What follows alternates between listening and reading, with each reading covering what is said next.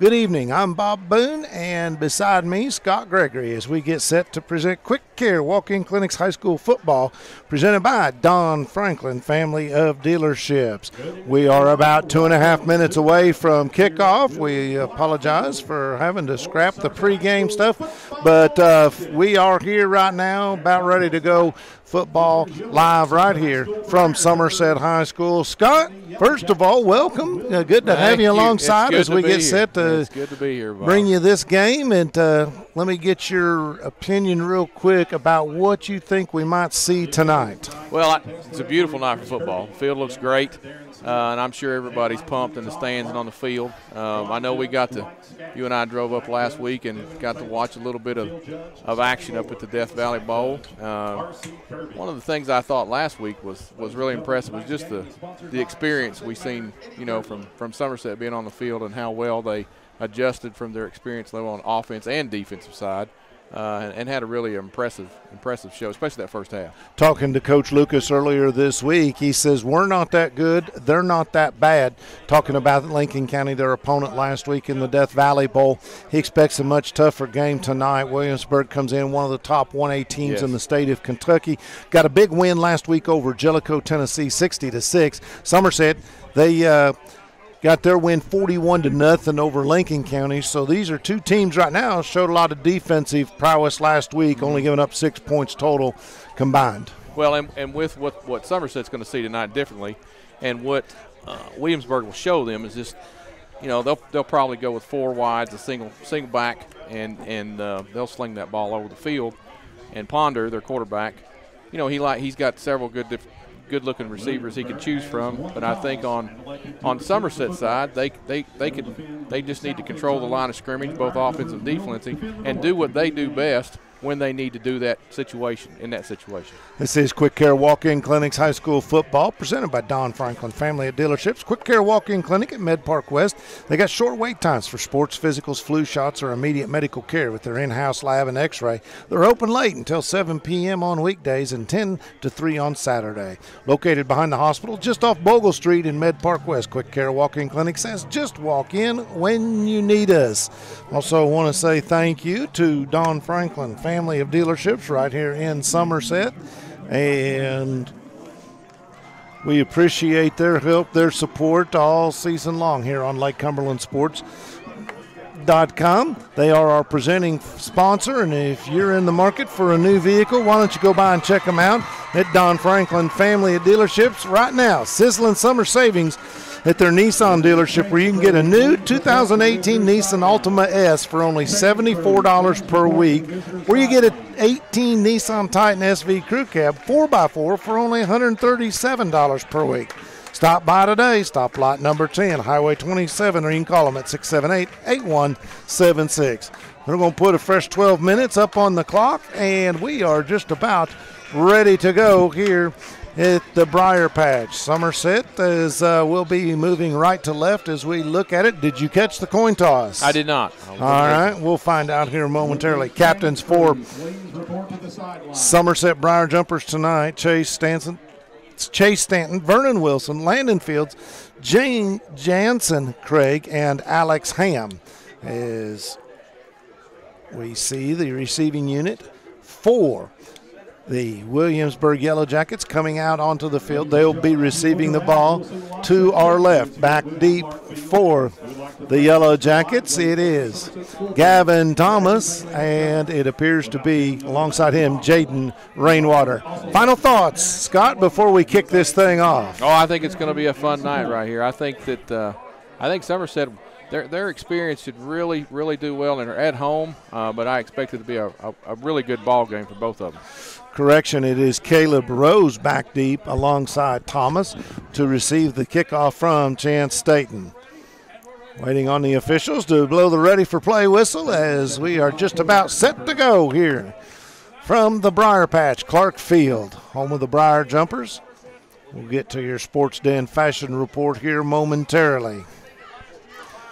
Still waiting on a whistle. Not sure what the delay is. Not either. They're looking around. Everybody's we have 7 officials tonight in this crew. A little bit unusual, something that the schools have the option of doing in high school, but Now we're waiting on.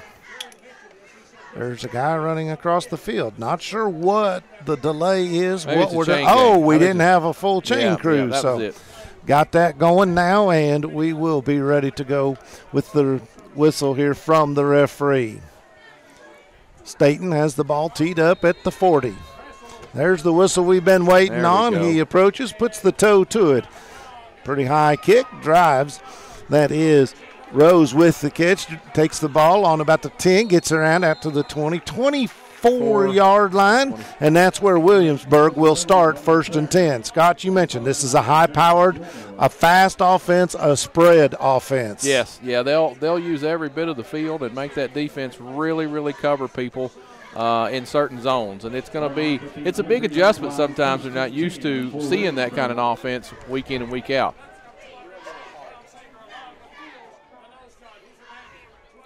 So, something you don't see a lot of in football anymore. Williamsburg back in the huddle. They will now come spread, 2 wide receivers each way. The quarterback, Dalton Ponder, has 1 man to his left. To his right. That is Anthony Snell.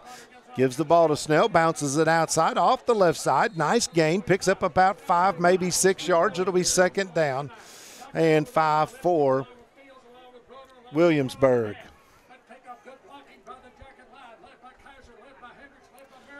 Back in the huddle. Somerset runs a 3-man front, or actually let's call it a 5-man front if you will. 3 down linemen and 4 linebackers. Again, wide receivers, 2 each way for Williamsburg.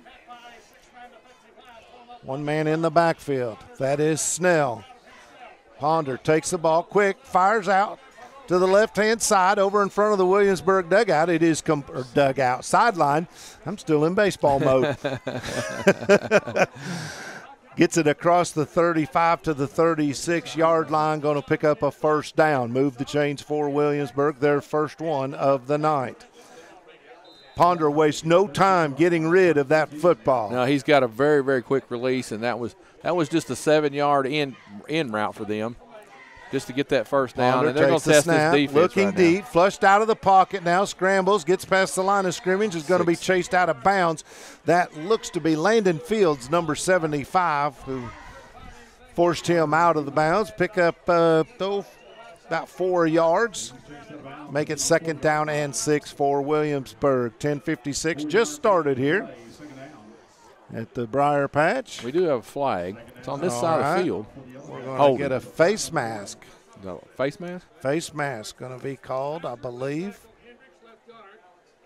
So that's going to tack on 15. Years ago, we had the incidental versus what you would call the fake face mask versus that. You're right, it was holding. So that's going to make it 1st down and 1. Puts the ball all the way out to the 45-yard line on the left hash. My bad. You had it right. I tried to correct you, and I got it wrong. 2 receivers split each way. Ponder in the backfield. Again, the sidecar. That's Snell. Snell, pretty good-sized young lad out there. Had 88 yards rushing last week. Ponder looking, now flushed out of the pocket, and we got a flag down. Ponder scrambles, gets back to the line of scrimmage, maybe picked up that 1st down, but that all depends on the spot, but we'll have to wait and see. Good pursuit there by the Jumpers. That was a very good pursuit by them. I don't know if they're going to give him. Trevor Lipscomb there for the Jumpers. Also, you had Chance Staten up on the play, and they're going to mark that one as a hold against Williamsburg, so that's going to come back 15 yards. From the original line of scrimmage, it's actually about a 10-yard penalty, I guess? Yes. Yeah, I don't think he may have made it back to the line of scrimmage. All for naught. Now it's going to be 1st down and 16 yards to go. Give you the starting lineups here for Somerset in just a moment. The defensive front goes like this: Trevor Lipscomb, Jacob Graybill, and Landon Fields, who is the nose tackle. Staten and Ham are your outside linebackers. Chase Bruner, one of the inside linebackers. along with Cale Todd, and throw out. Got a man, caught it, and he breaks free across the 50, 40, has one man to beat, puts a move on Madden, and he may go. No, he's going to get caught and wrapped up at the 5-yard line. So that was a pretty little play right there, and quickly you see Ponder's going to come to the line of scrimmage and get his Yellow Jackets going. That was number 2, wasn't it? It was indeed. That was Gavin Thomas. He had 103 yards last week and 3 touchdowns. That was a huge pickup right there. So waiting on the chains to come on down, or at least the down marker. Won't need the chains. It'll be 1st and goal. Ball on the 6-yard lines where they spotted it officially. So Williamsburg in business. Again, same formation, 2 receivers each way. Ponder takes the snap, gives it to Snell, and Snell fights for 1, maybe 2 tough yards up in the middle. Clogged up there again by Landon Fields. It was a good job by their defense right there. Lipscomb and Grable.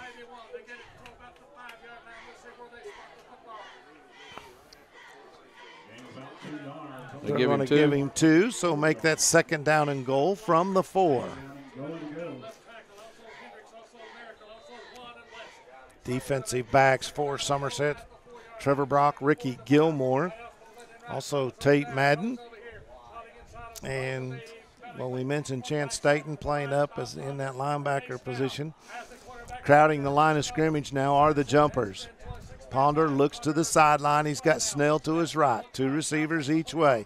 Takes the snap, rolls right, and gets rid of it across the middle. Up and caught. Caught. He did catch that. That is going to be a touchdown for Williamsburg. Give that to number 2. That is Gavin Thomas, his 4th touchdown of the season. 4-yard touchdown reception for Thomas. So 4 yards, Thomas from Ponder, lining up now for the extra point. There's Williamsburg. Clay Kaiser handling the kicking duties. Caleb Rose is the holder. Snap is good, down, up, kick looks good and is good, 7-0. Williamsburg takes an early lead over Somerset.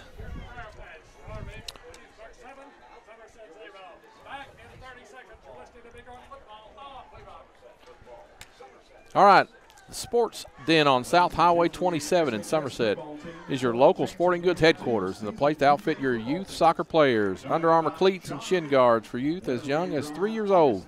And if you need gear to show your support for your favorite high school or middle school team, the Sports Den is your apparel headquarters. Stop by and see Gary Sewell over there and tell him you need some nice apparel, and he'll fix you right up. Sports Den, proud sponsor of our fashion report. And tonight, Somerset, well, they're wearing the gold pants with the purple and white stripes, gold jerseys with the gold and stripes on the shoulders, white numerals, and, of course, the gold headgear. Williamsburg wearing anthracite gray pants with white tops, orange numerals, white helmets with the orange logo and stripe on the helmet. A couple of good-looking uniforms out there tonight as we are set to go. Kaiser has it teed up, back deep for Somerset, and they're going to squib kick it. Comes up front and covered up on right 40. There at the 40-yard line. That's Chance Staten. I'm sorry, I said that. That is Mikey Garland who recovered that. Yep. And he made the wise decision. Yes, sir. Footballs bounce funny. So, 9:07. Williamsburg scores. We got 9:05 remaining in this first period, and now we're going to get the Somerset Briar Jumper offense on the field. We got trips to the left. Kaya Sharon, you got three receivers left, two right. Yep. Sharon in the gun, takes the snap, looks, little screen out to number 21. Nice move. Nice move out about the 47-yard line. That is Alex Miller for the Briar Jumpers. 13-yard gain.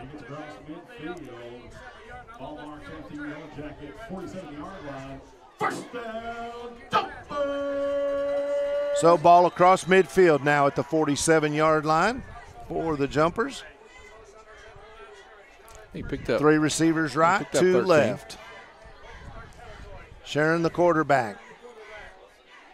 Now Miller comes back into the backfield, and across in motion is Pancho Zaragoza. Sharon takes the snap, rolls right, floats one out, nice got a pass. man, and it's caught. Inside 16. the 30, down at the 26-yard line. That ball is caught by Pancho Zaragoza. 22 yards. So we said this may be a track meet. Looking like it here in the early going, Scott. Yes, sir. Well, that was a nice pass for Sherry. He had to put it right over that corner and just in front of that safety to make that happen. What do you pick up on that, Bob? 22? This time, sounds good. Yeah, I think this it's 22. time, Sharon in the backfield has a man to his right, goes in motion. That is Miller. Snap, Well, we got flag on the yeah. play. Somebody moved. I think we got a false start. Yeah. He didn't mean to. So that'll back them up 5. It'll be first down and 15. 8:47 to go here in the first quarter. 7-0. Somerset trailing the Williamsburg Yellow Jackets. Sharon comes to the sideline, gets the play. Now he hustles back to his unit. They're huddled back on about the 40-yard line. Ball on the far right hash for the Jumpers. 3 receivers right, 1 to the left. Man in the backfield with Sharon. That's Miller. Miller gets the handoff, cuts it right up the middle. Started to go left and then just right behind a bulldozer of a front line, and he's going to pick up about everything they lost on the penalty. It'll be second down and about 10. 5-yard gain on the play. Good movement up front by the Jumper offensive line. Yeah, they really pushed that 3-man front back and gave him a little room because I thought he was going to bounce it outside, but he had a little crease right there in the middle and made a nice gain of 5 yards. We'll see Williamsburg tonight move around from a 3-5 to a 4-4 pitch out to the right side and dropped in the backfield. It's a loss of I'll about tell you what, 4 yards, I think. Williamsburg had that one sniffed out. The pitch to Miller, tackle made by Jeff Ty for the Yellow Jackets. So now 3rd and long situation here. See Justin Simmons checking into the ball game. He replaces Chase Samala. Empty backfield once again for Sharon. 3 to the left, 2 receivers up top to the right. Sharon takes the snap, drops 3 steps, now rolls out to his left. Got a man looking. Got a man. If And you get it over, he got did. it. Yeah, What number a 16, throw. nice That throw. is caught by Peyton Ellison. Somehow, Kaya Sharon threaded a needle. He sure did. That was a nice touch on that ball. Nice job by Peyton Ellison to protect himself and make that catch. On a 3rd down and 14 play.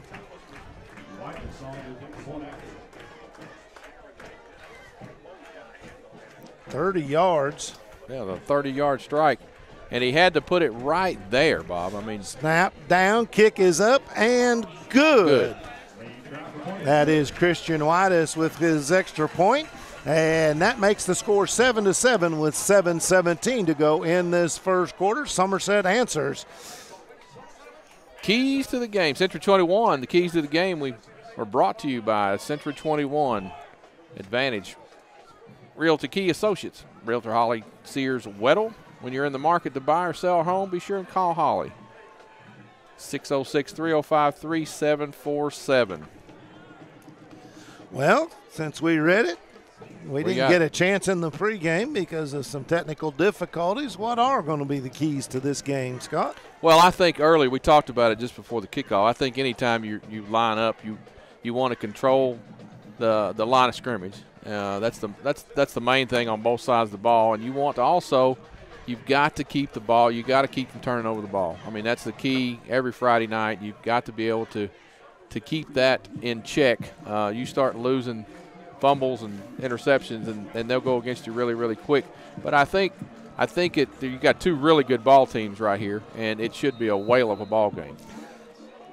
Gavin Thomas and Caleb Rose back deep for Williamsburg. Somerset has the ball teed up, and it is kicked deep. That is going to be gathered by Thomas at about the 14-yard line. Takes it up across 25, almost out to the 30. So pretty good field position for Williamsburg. Neither team having any issues moving the football here in the early going. 17-11 is your score.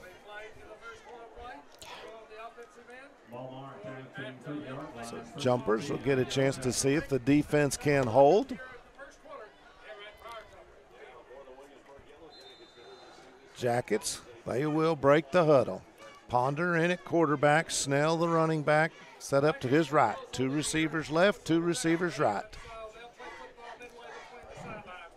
Both receivers out in the slot. They line up between the slot and the wing so far just about every play. Snap, fumble. Ponder does pick it up and has nowhere to go. He's going to be swallowed up rather quickly. In there on the play for the Briar Jumpers, that is Caleb Todd. That's a loss of 5 right there. So 2nd down and 15. First down in any football game, no matter what level, is key.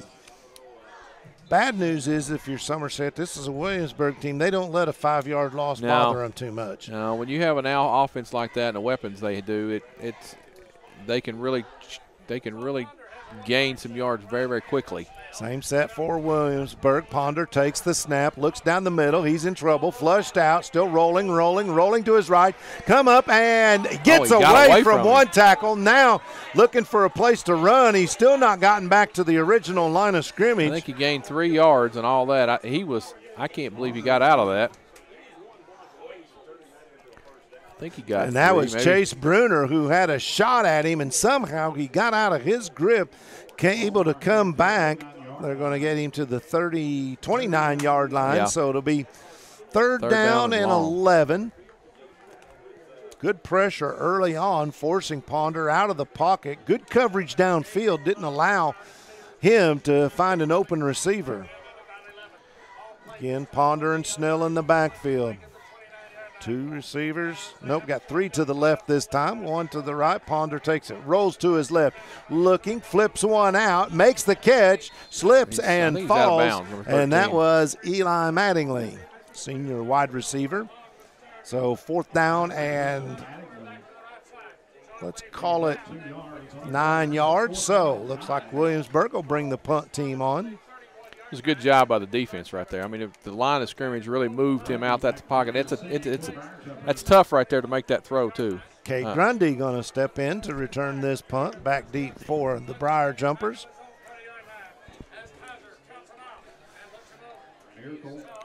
It is Clay Kaiser doing the punting duties, and now we've got an illegal procedure penalty that's going to go against Williamsburg and back them up 5. 5:32 to go in this first period. 7-7 your score. Somerset about to get the ball back, should have it in pretty good field position.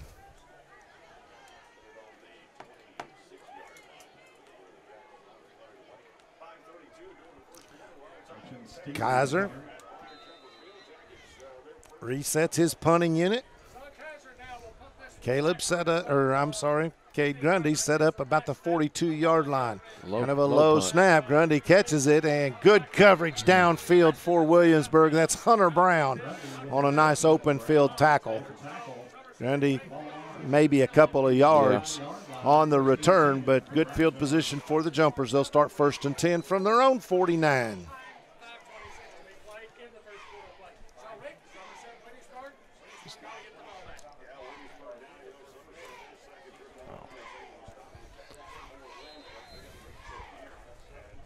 All right, here we go. Somerset breaks the huddle. Miller in the backfield alongside Sharon. 2 receivers each way. Sharon takes the snap. Quick throw out to the right. The little bubble screen. Caught. That's Grundy, and he speeds upfield, picks up about 7 yards. So a nice little screen pass. Quick throw out there to Cade Grundy. Fantastic athlete.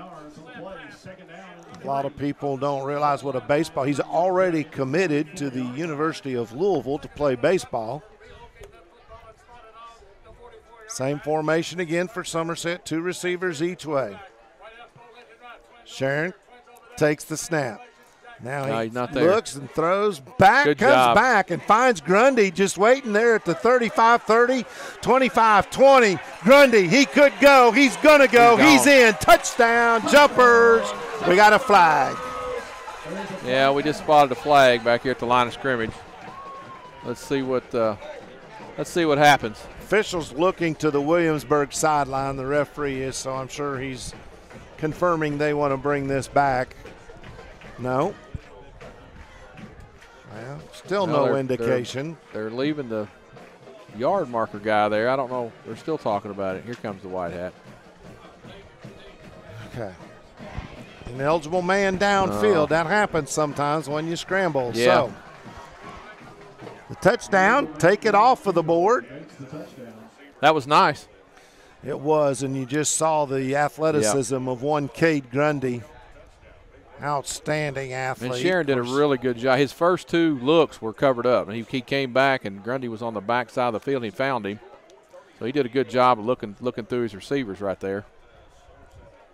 Yeah, I really, as you said, like what he did because he saw his options 1 and 2 were shut down immediately, so he came back, and there was Cade Grundy about 15 yards downfield, but all for naught. So it'll be 2nd down and 8 for the Jumpers. Now, 2 tight and 2 wings for the Jumpers. Man in the backfield, that's Miller. Sharon takes the snap, looks downfield, gets flushed. Now looking nowhere to go, gets wrapped up, slips it out to Alex Miller, and he makes the catch at the 45-40, 35-30. Escapes a tackle at the 25 and is driven out of bounds at the 19-yard line.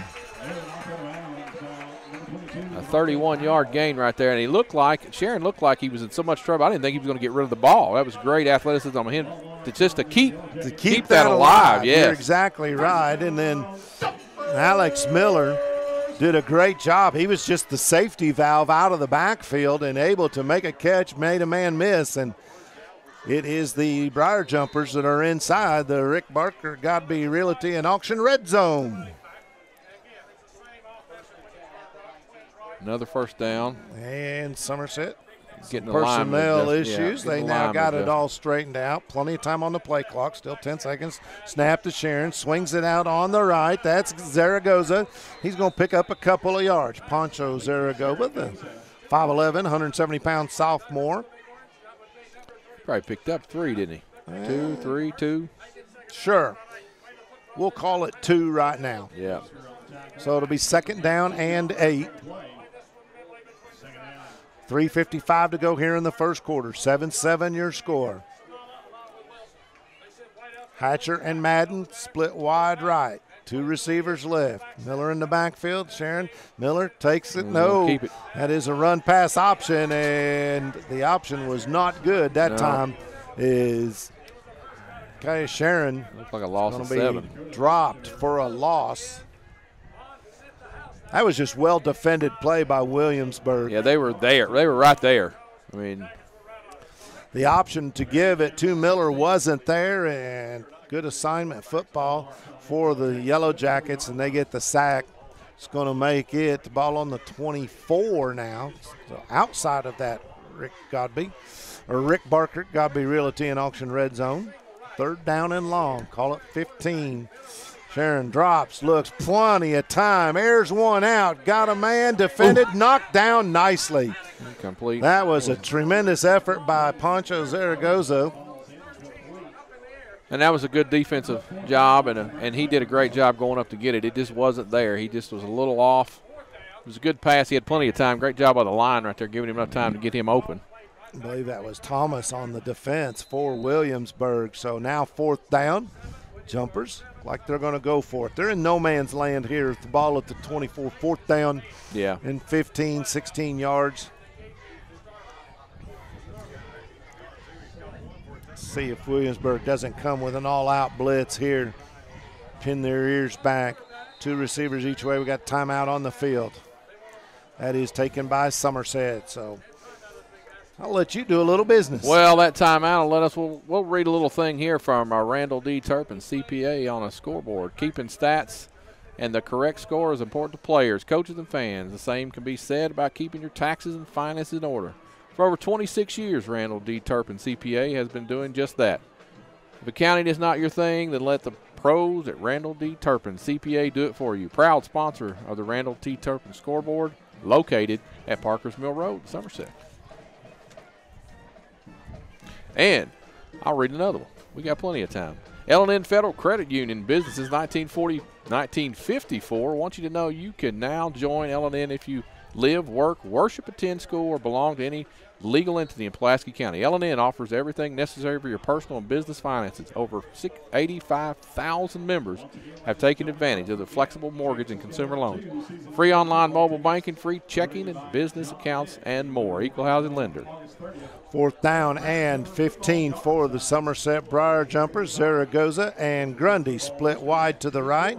It is Staten and Ellison in the left. Alex Miller is lined up as a wing back. All alone back there is Sharon. We got more movement. It's going to be 4th down and 20 now.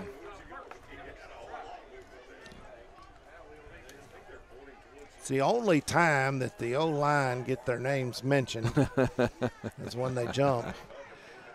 Yeah, there's another fall. I don't know which one, Jed. There was a whole bunch of movement up front on both sides. So that will make it 4th down and 20. Okay, Sharon comes to the sideline to make sure that he's got the right play called. He'll go back to the huddle and relay that. Williamsburg still in that 3-man front. We started to say they'll run that 3-5, they'll run a 3-5. They'll run a 3 down and a 4-4. Yeah.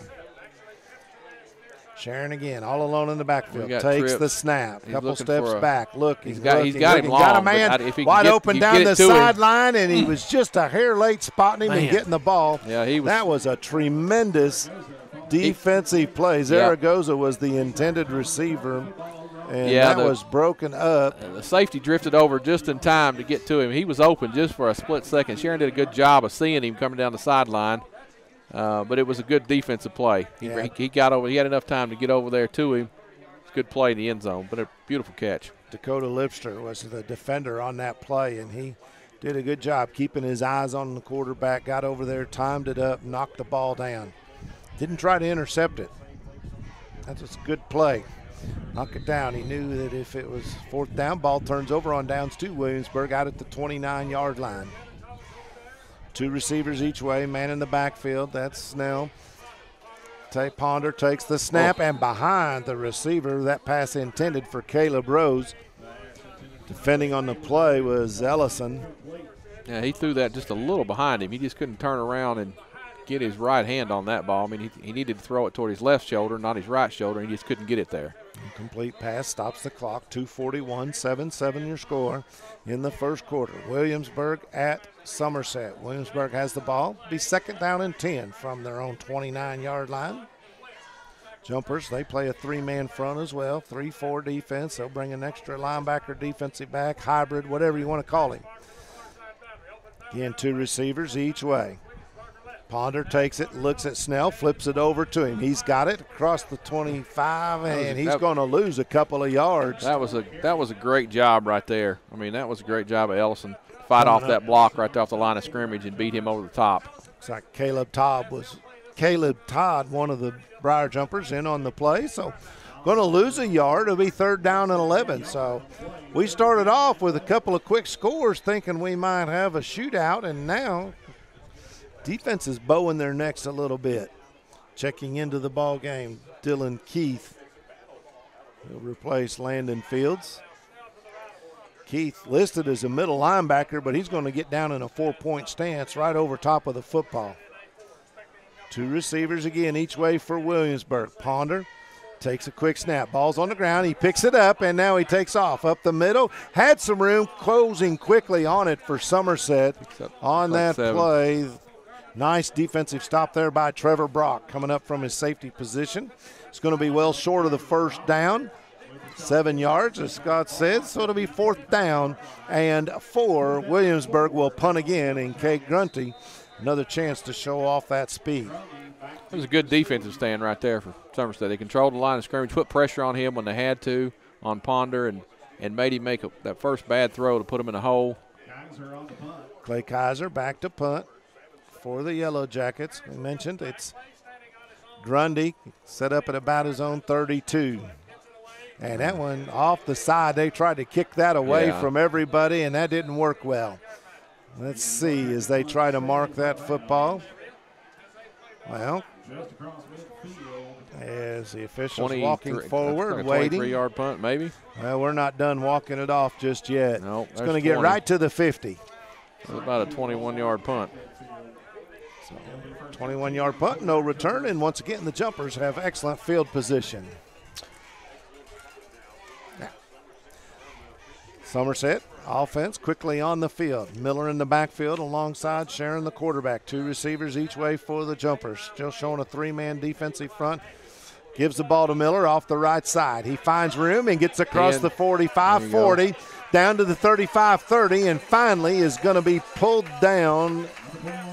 25-yard scamper there. That was a nice pickup once he got to the line of scrimmage. On the tackle for the Yellow Jackets, that's Jimmy White. A nice run that time by Alex Miller. Yeah, 25-yard pickup. Nice run.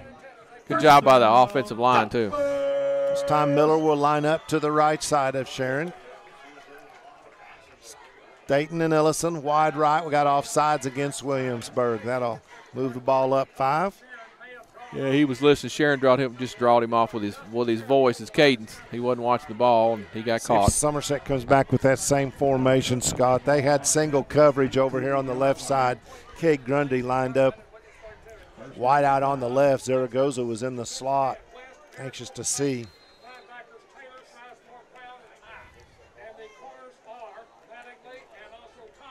Down under a minute in this first quarter of play, still 7-7.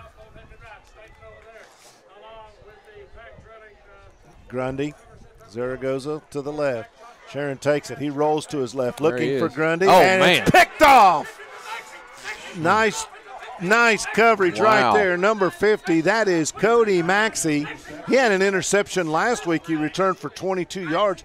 Good job by him to jump that route. He knew Cade Grundy was the man on the – He just turned on a dime in front of Grundy and turned right there, and the ball was right there in front of him. He did a really good job on that, to adjustment on that. And I thought Grundy was going to take that one and just take that right along the sideline, but he took it right away from him. Now, that is the second interception of the season for Cody Maxey. Pass was intended for Grundy. So that gives the ball back to Williamsburg. Ponder in the backfield.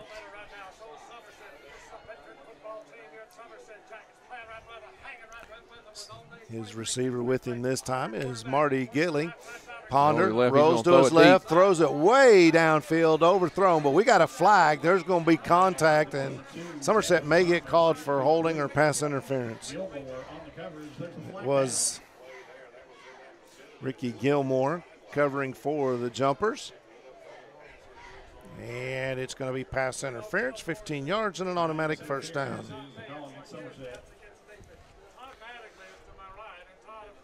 So,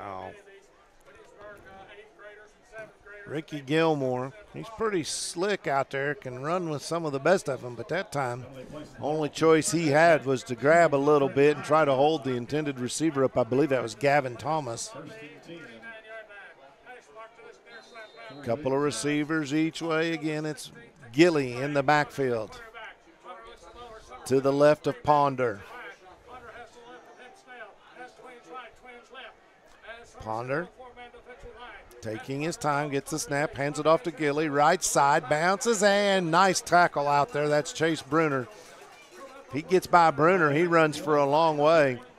Still a nice gain of 4 yards for the Yellow Jackets. And that sound you may or may not hear in the background is the end of the first quarter. 7-7 is your score. All tied up here at Clark Field. Henderson Chiropractic committed to relieving your pain using the true principles of chiropractic care. Their caring, helpful team strives for excellence through extraordinary service and patient education. Dr. Henderson provides chiropractic care for injuries that occur during sports, auto accidents, work-related activities, or just everyday wear and tear on your body. The experience you need for the results you want. That's Henderson Chiropractic. Also, Let's read this one really quick. Extra points with Mike and Paul's your local sports talk. Call-in show, where you will have the chance to join the conversation with the A-team every Monday night broadcast live from the Braves Diner in the Roses Tradewood Shopping Center. I got to stop you. What? Well, see, we updated that, and we've moved the day and the time. Oh. It's still at Braves Diner. Okay, that's good. And it's going to be on Tuesday nights there in the Roses Tradewood Center. Mike and Paul and myself and anybody else that just happens Tuesday to come at 6:30. by. Tuesday at 6:30, Braves Diner, home of the Bray Burger, the best hamburger in all of Somerset. I guarantee it. Bray Burger, that's it. If you don't like it, I'll buy it. Okay, you heard it. All right. The A-team. The first one that doesn't like it, I can't afford more than one, but yeah, you have people start telling you there that. you go. Just to see if I would buy That's it. exactly what they'll do. If they're honest, they're going to say that's pretty doggone All right, good first hamburger. quarter's in the books. Good quarter. Second down, 6 for Williamsburg. They now move right to left as we look at it. Ponder takes the low snap. He's under pressure, and he's going to go down. Trevor Brock. Ponder showing some quickness there. Gets the ball back to the original line of scrimmage, the 40-yard line, but still going to lose, well, they're going to say 2 yards on the play. So it'll be 3rd down and 9. Nice job on that outside blitz by the strong safety, Trevor Brock. And that shows you a little bit where just a low snap can just that timing. Yeah, just that timing. He knew where he wanted to go with the ball. He just couldn't get it yet. Snell back in the backfield this time. He's lined up to the right of Ponder. 2 receivers in each direction. Ponder barks out the signals, takes the snap. Quick throw downfield, overthrows his intended receiver. That again is Thomas. Mentioned Thomas caught 5 balls last week for 103 yards and 3 touchdowns. I think he may be the go-to guy. That's a pretty good night. And that's a good stop there by Somerset. It was. Right here close to midfield. Yeah. Good defense right there. He was right on his hip. Get the turnover and don't allow them to score or even move the ball at all. And now Williamsburg's going to kick it back. Kaiser back to punt. Grundy set up at his own 30-yard line. That punt is high but very short. Going to bounce at the Somerset 40. Take a right-hand turn. Now rolling back towards midfield and going to be downed right there at the 44-yard line. Somerset football, they'll have good field position once again as the offense takes the field. All right, well, hopefully won't be any changes right here on this next one. Internet Intrust Counseling Services. Intrust Counseling Services is excited to be celebrating their 19th year in business. All month long, Intrust will be celebrating with Intrust Gives Back. It looks like you wrote down a $100 Visa card. Indeed. Giving back to the communities that they love so much. Check out their Facebook page. Intrust Healthcare Kentucky for giveaways that are going on right now. Somerset gets the ball, takes the snap. That's Sharon. Good he read. Gets flushed out of the pocket, can't get rid of it. Still does a little loop-de-doo. Now going to find a man in the middle open. Catch on that is Peyton Ellison, and he's got it across the 35 and going to be hit hard, taken down at about the 30-yard line. 26-yard pickup. 26-yard pickup. Devontae Powell, one of the defenders on the stop for Williamsburg, but a first down. Nice job there by Kaya Sharon to keep that play alive. And a better job still by the receiver, Peyton Ellison, to just kind of sit tight, Stanton, wait, make his way. Did you see Stanton down here? Stanton was on the sideline over wide open. Grundy comes out wide to the right, ball handed off, giving up the middle, and going to pick up. Oh, he did. He broke a tackle or two. That's Miller. Picked up 6.5, 7 yards. Nice job by Miller. I thought he was going to get stopped after about a 2-3 yard gain, but he kept the legs driving and able to pick up a big-time play there. It's going to be 2nd down and short. Call it 2nd and 3 on the 7-yard gain. Knocking on the door of that Rick Barker Gabi and Realty red zone. Sharon takes the snap, puts it in the belly of Ellison. He fakes outside, cuts back in, barrels his way down to the 16-yard line. First down jumpers, and they do get into that Rick Barker red zone. Rick Barker, Godby Nice run Realty right there. and Auction. Appreciate them. Proud sponsors of the Red Zone all season long here on LakeCumberlandSports.com. You're listening to high school football.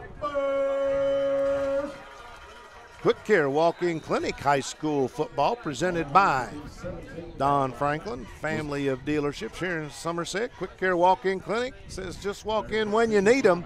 They're located just off Bogle Street behind the hospital. They got x-rays, in-house lab. They can do just about all of it. Go by and see the good folks. Just walk in when you need them. Quick Care Walk-In Clinic. Was that Alex Miller ran that ball? Yes. That's what I thought. Somerset breaks the huddle.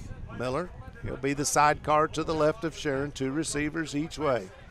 Grundy lined up, out, wide on the far left side. They look at him. He's covered up. Sharon now comes back and tries to get a man. That is Pancho Zaragoza. Well, he really wanted, flag. and he wanted to come back to the left up to Grundy, but the corner jumped that. Somerset, they're kind of backing up. Yep, they start to march backwards, Yep. so it's going to be against the jumpers. 10-yard penalty.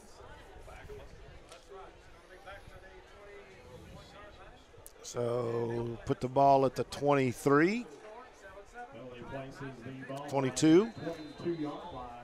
So it'll be first down 15 for the jumpers. I said holding it, don't believe it was if it was only a 5-yard penalty. But I never did get the signal from the official. 2 receivers either way. Now one goes in motion. That's Zaragoza, and instead they give it off to Ellis and crossed him up, a little cross buck. That's an old single wing play, if you will. He picked up 5, didn't he? Zaragoza came across in motion and give it back to to Miller. Yeah, he's going to get 5, so second down and 10. Gets the ball back inside the Rick Barker Godby Realty and Auction Red Zone. 8:47, 7-7 on your Randall D. Turpin CPA scoreboard. Second down and a long 10. Sharon in the gun. Has Miller to his right. Flips it out to Cade Grundy. And I tell you what, Williamsburg got the word. Yeah, Cade Grundy. That's the last one he jumped on that route. That's why Sharon didn't throw that ball two plays ago. So that's a loss of 3. But Blaine Sizemore coming up on that play, doing an outstanding job. Also looked like he had some help from Dakota Lipster. So now we're back to third down and 14 yards. 8:06, clock running. 8:06 left to go in this first half of play. Rather quick game. 2 receivers split each way. Sharon in the gun. Looks left. Grundy's a decoy. Then he goes down the middle, and I'm not sure he was expecting it. That pass intended for Tate Madden. Incomplete, and then he took a knee in the middle of the back. Right in the back. You see him grab for it. So fourth down. And from here would be about a 39-yard field goal. So Coach Robbie Lucas decides he's going to just go for it here on fourth down. His defense is playing well. Why not? Miller set up to the left of Sharon. 2 receivers each way. Looks at Grundy. Comes back. Now surveys him field. Got all kinds of time. Now floats it out there. Intercepted at the 5-yard line. And coming up across 25-30 and going to be knocked out of bounds at about the 35-yard line. Devontae Powell had a good read on that. Good coverage by Williamsburg. I believe they intercepted 3 passes last week, and that's their second one here tonight. And that's going to switch things around. So now Williamsburg will have the ball first and 10 at their own 34-yard line. A little confusion personnel-wise for the jumpers. I think they've got it all figured out. Ponder in the backfield. He's got Snell beside him. Low snap. Picks it up off the ground. Fakes downfield. Now he gets flushed out of the pocket. Looking. Oh, picked off. Picked off. That is Chase Stanton. And he is going to return it all the way down to the 8-yard line. Chase Staten, the senior safety, read it all the way. Great defensive play by the Jumpers, and they're back in business inside the red zone. Well, he threw it right to him. He was coming in. He was closing in on the play, and he just overthrew his wide receiver just enough, and Staten just grabbed the ball to throw it right to him, right down the sideline. Chance Staten, an outstanding athlete, really good baseball player. They're going to give him a spot at the 7, Bob. I said 8. It looks like the 7-yard line. That works. So Jumpers 1st and 10 inside the, or 1st and goal inside the 10, excuse me. In the backfield, we see Cale Todd, 2 receivers back, and they're missing some personnel. Yep.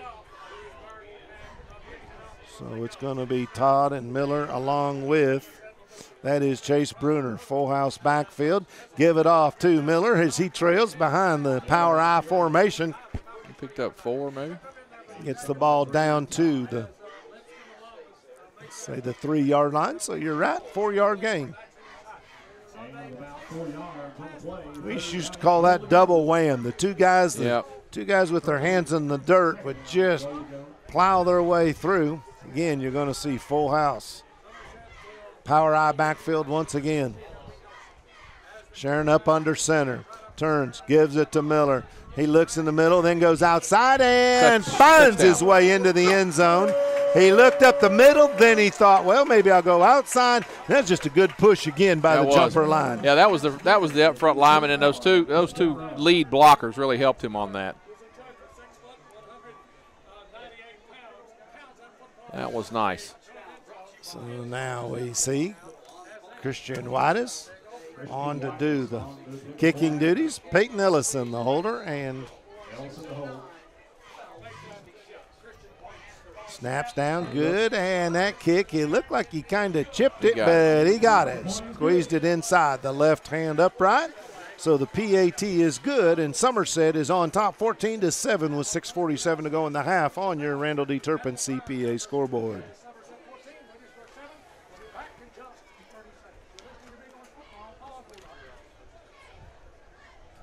Century 21 advantage. Key Associates. The keys to the game were brought to you by Century 21 Advanced Realty Key Associates. Realty Holly Sears Weddle. When you're in the market to buy or sell a home, be sure and call Holly at 606-305-3747.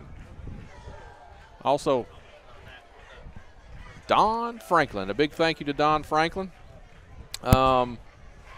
Which we got a little change on here. Here we go. Check out the sizzling summer saves at Don Franklin Somerset Nissan dealership, where you can get a new 2018 Nissan Altima S for only $74 per week. Or get a 2018 Nissan Titan SV Crew Cab 4x4 for only $137 per week. Stop by stoplight number 10, Highway 27, or call us, Don Franklin. Kick is high, going to be picked up at the 15-yard line. That is Rose who picks it up, gets around the outside, and is going to be knocked out of bounds at the 30-yard line. So decent field position for Williamsburg. They need to answer with a drive here.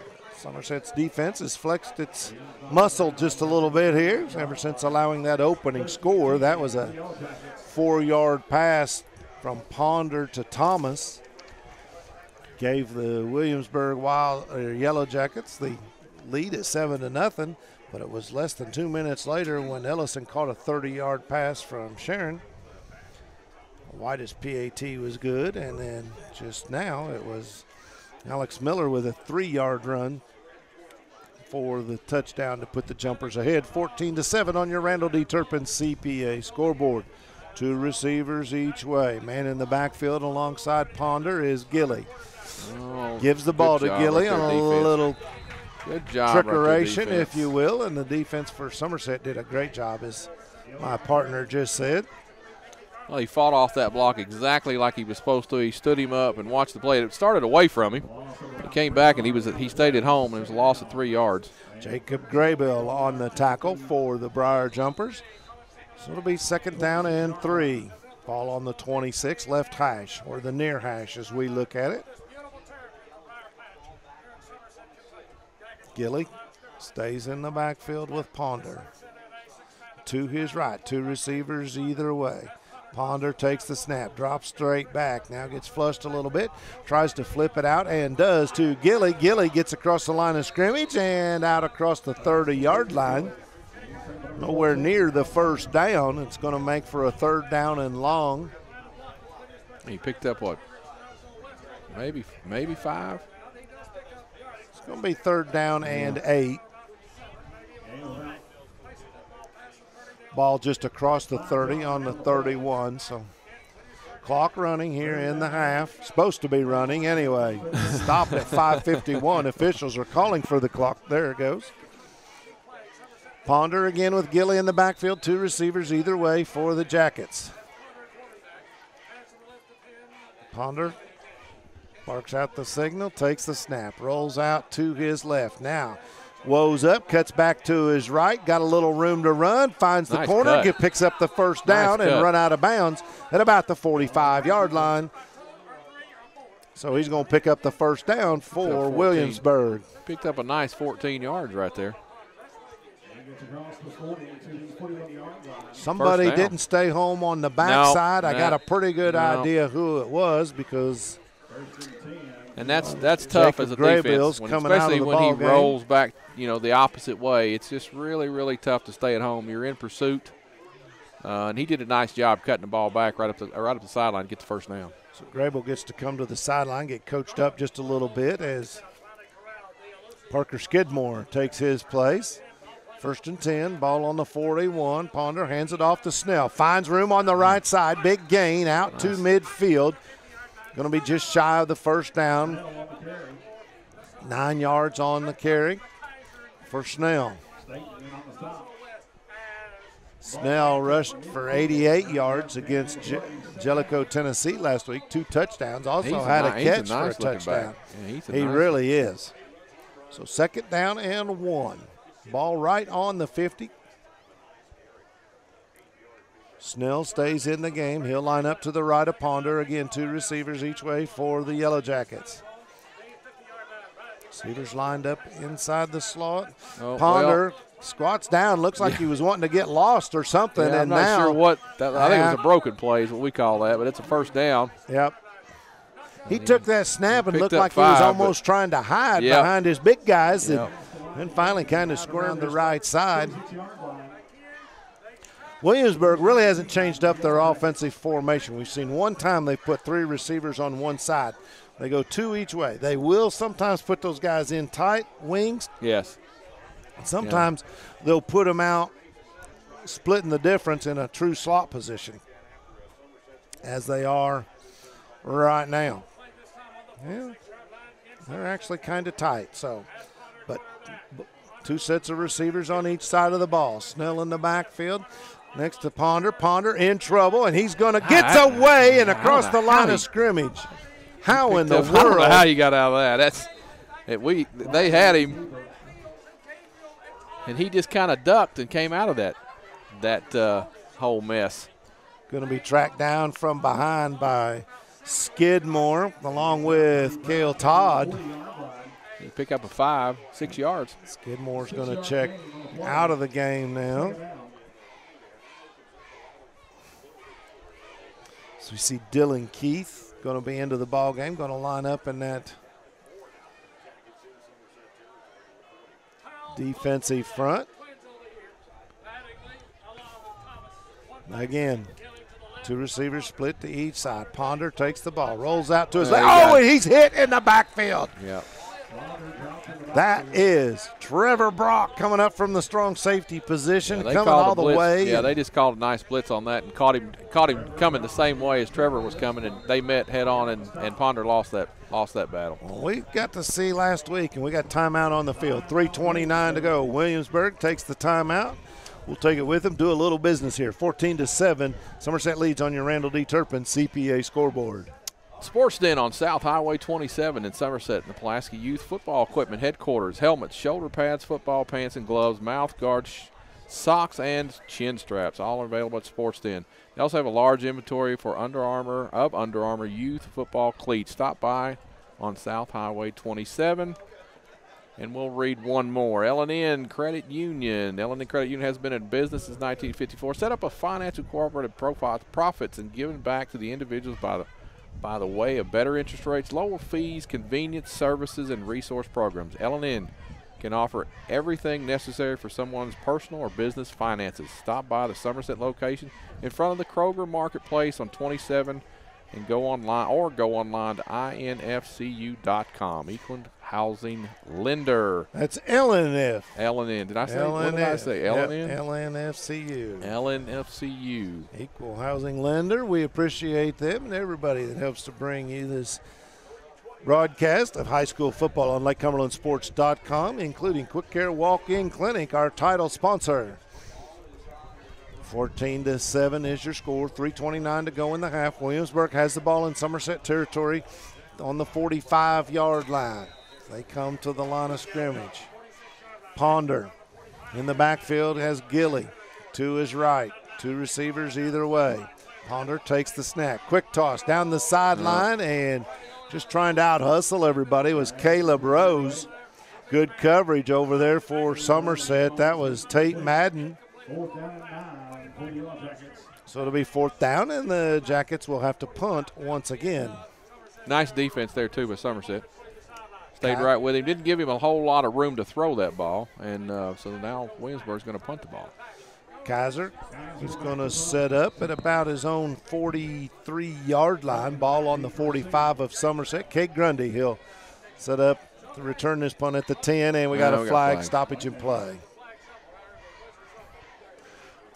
Got a feeling Williamsburg wasn't quite set. That was a pretty quick snap. Somerset had a couple personnel issues right there, and so Jackets trying to take advantage of that and unable to do so. So Grundy, he'll move up 5 yards to his 20. He's got Chance Staten back there with him as well. It's kind of an up back. Kaiser over his head. Ball's bouncing on the ground down around the 23, 27, he tried to fall on it. He popped it right out there. Yeah, he tried to cover. Doesn't matter either way. Recovered. Alex Ham recovers the ball for the Briar Jumpers. So that puts the Jumpers in business. And we saw last week up at Lincoln County, Somerset able to take advantage of bad punt situations by their opponents. And they blocked 2 punts last week. One of those was returned for it was a touchdown. A touchdown. Yeah, the punter he didn't have much. Would have helped him if it had been about 6'10". Other than that, he didn't have much of a shot of getting that one. It was Trevor Lipscomb last week who got that touchdown recovery. Alex Ham on the recovery here today. 1st and 10 for the Jumpers. Ball on the 26. Toss it in the backfield to Miller. Miller jumps over one man at the line of scrimmage and bulls his way forward for about a 5, maybe 6-yard gain. He's had a good half. He has indeed. Great job up front again. The defense or offensive line for Somerset has really showed some moxie tonight. Showing a lot of strength, just pushing defenders out of the way. If they can get to that second level like they've been doing on those linebackers, it really helps those backs. I mean, it really does let them get through that line of scrimmage. 3 men in the backfield for the Jumpers. Give it to the last man through. That's Miller, and he gets woed up. Somehow escapes a tackle. Now he's still fighting, dragging players. I think he's going to barely pick up a yard, maybe line of scrimmage, maybe a half a yard. And that was a lot of work to get that back because he could have easily had a loss of 4 yards. Had Cale Todd and Jace Bruner in the backfield with him again, running that power I formation, and that time Williamsburg had it sniffed out pretty good. No substitutions for Somerset, so let's see if we find this power I formation once again. We will. Bruner, Todd. Now it's Bruner who's going to line up as the I back. Power I right. We're going to run it to the right, and there goes Bruner. Bulls his way over a defender all the way down to the 15-yard line. That's going to be a 1st down. He just ran over Blaine Sizemore of Williamsburg. Yeah, he lowered that left shoulder and just plowed right over him. Unbalanced line and 2 blockers out of the backfield. Why not? 1st down, ball's inside the Rick Barker Godby Realty red zone. Again, power I. Again, it's Bruner. He gets it. Last man through. Oh, man. Nice job by Bruner as he looked to go left and just started working his way back to the right. Looked like he may make the end zone, but a good job by the safety to come up and make the tackle. Ball on the 6-yard line. That's going to be 2nd down and 1. 1:33 to go here in the half. 14-7. Nice 9-yard pickup right there. Same power eye backfield again. Bruner dots the eye. Power eye left this time. They're going to give it to Bruner off left tackle, and he's going to have the 1st down and get the ball inside the 5-yard line.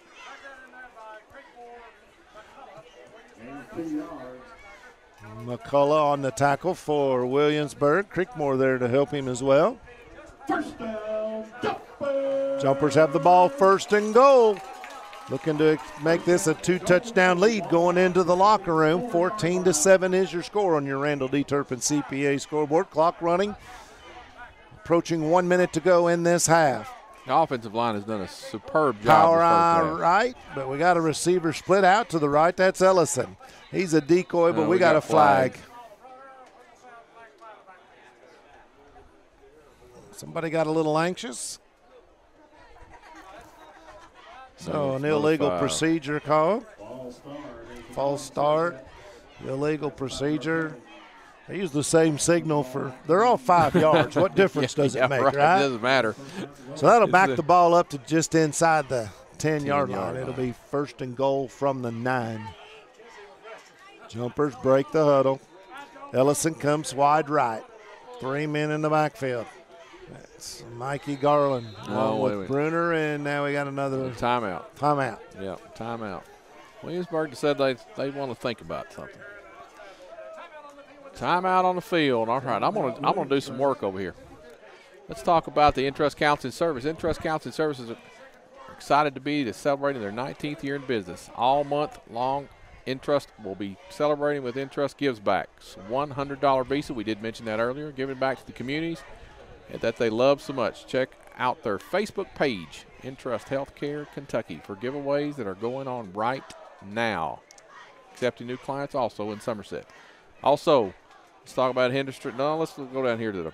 I like the A team. We'll try to get this one right this time, since we got a little change on that. Go ahead. All right. I like the A team. Extra points with Mike and Paul, and you're there, Bob, right? That's there. Right. Bob's been there. Local sports I'm talk. just there Call to in eat. show. Well, we'll talk a little bit. Call in show where you have the chance to join the conversation with the A team and I got to make this change up here. It's now every Tuesday night at 6:30 at Bray's Diner and Rose's Trade Wind Shopping Center, home of the Bray Burger, which Bob now does love a lot. Join us live. His action as Sharon takes the snap, gets around the left side, and he's able to get in. You're perfectly fine. Yeah. Eli Mattingly for Williamsburg was out there. Looked like he was going to wrap Sharon up, but a nifty little move, a juke and a jive, and touchdown Jumpers. They now lead it 20-7 with 43 ticks of the clock to go here in this. He did a good job on that second play. quarter. I was trying to read and watch at the same time. That's all right. So Whitus comes in for the extra point. The holder on the play will be Peyton Ellison. Snap is good. Down, up, and good.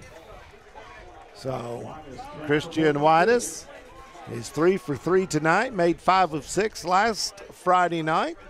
21-7 with 43 seconds to go. Somerset on top on your Randall D. Turpin CPA scoreboard. This is Quick Care Walk-In Clinic's presentation of high school football, presented by Don Franklin Family of Dealerships. All right, Magic Monogram on West Highway 80 is the place for custom embroidery, screen printing, and so much more. They can put your designs on medical or athletic uniforms, corporate and school apparel. You can find them on Facebook. Just search Magic Monograms Embroidery or contact them by email. Magic Monogram out on West Highway 80. Never underestimate what you can do at Somerset Community College. We can help you get the most out of the job quickly. Sorry about that, Gary. We have technical programs that go to work and transfer programs that get you on the right path for a 4-year degree with the opportunity for free tuition and work-ready scholarships. You'd be crazy to go anywhere else. Apply today at somerset.kctcs.edu. Staten toes it up, doesn't want to offer anything. That ball is picked up by Rainwater, and he's going to go down. He's going to lose. Yep. They'll give him forward progress, probably back out around it. No, they're not. They're going to say he ran backwards, and he is going to get the ball spotted at the 22-yard line with 35 seconds to go. Staten didn't want to give them an opportunity to return it, so he just kind of squib kicked it right there.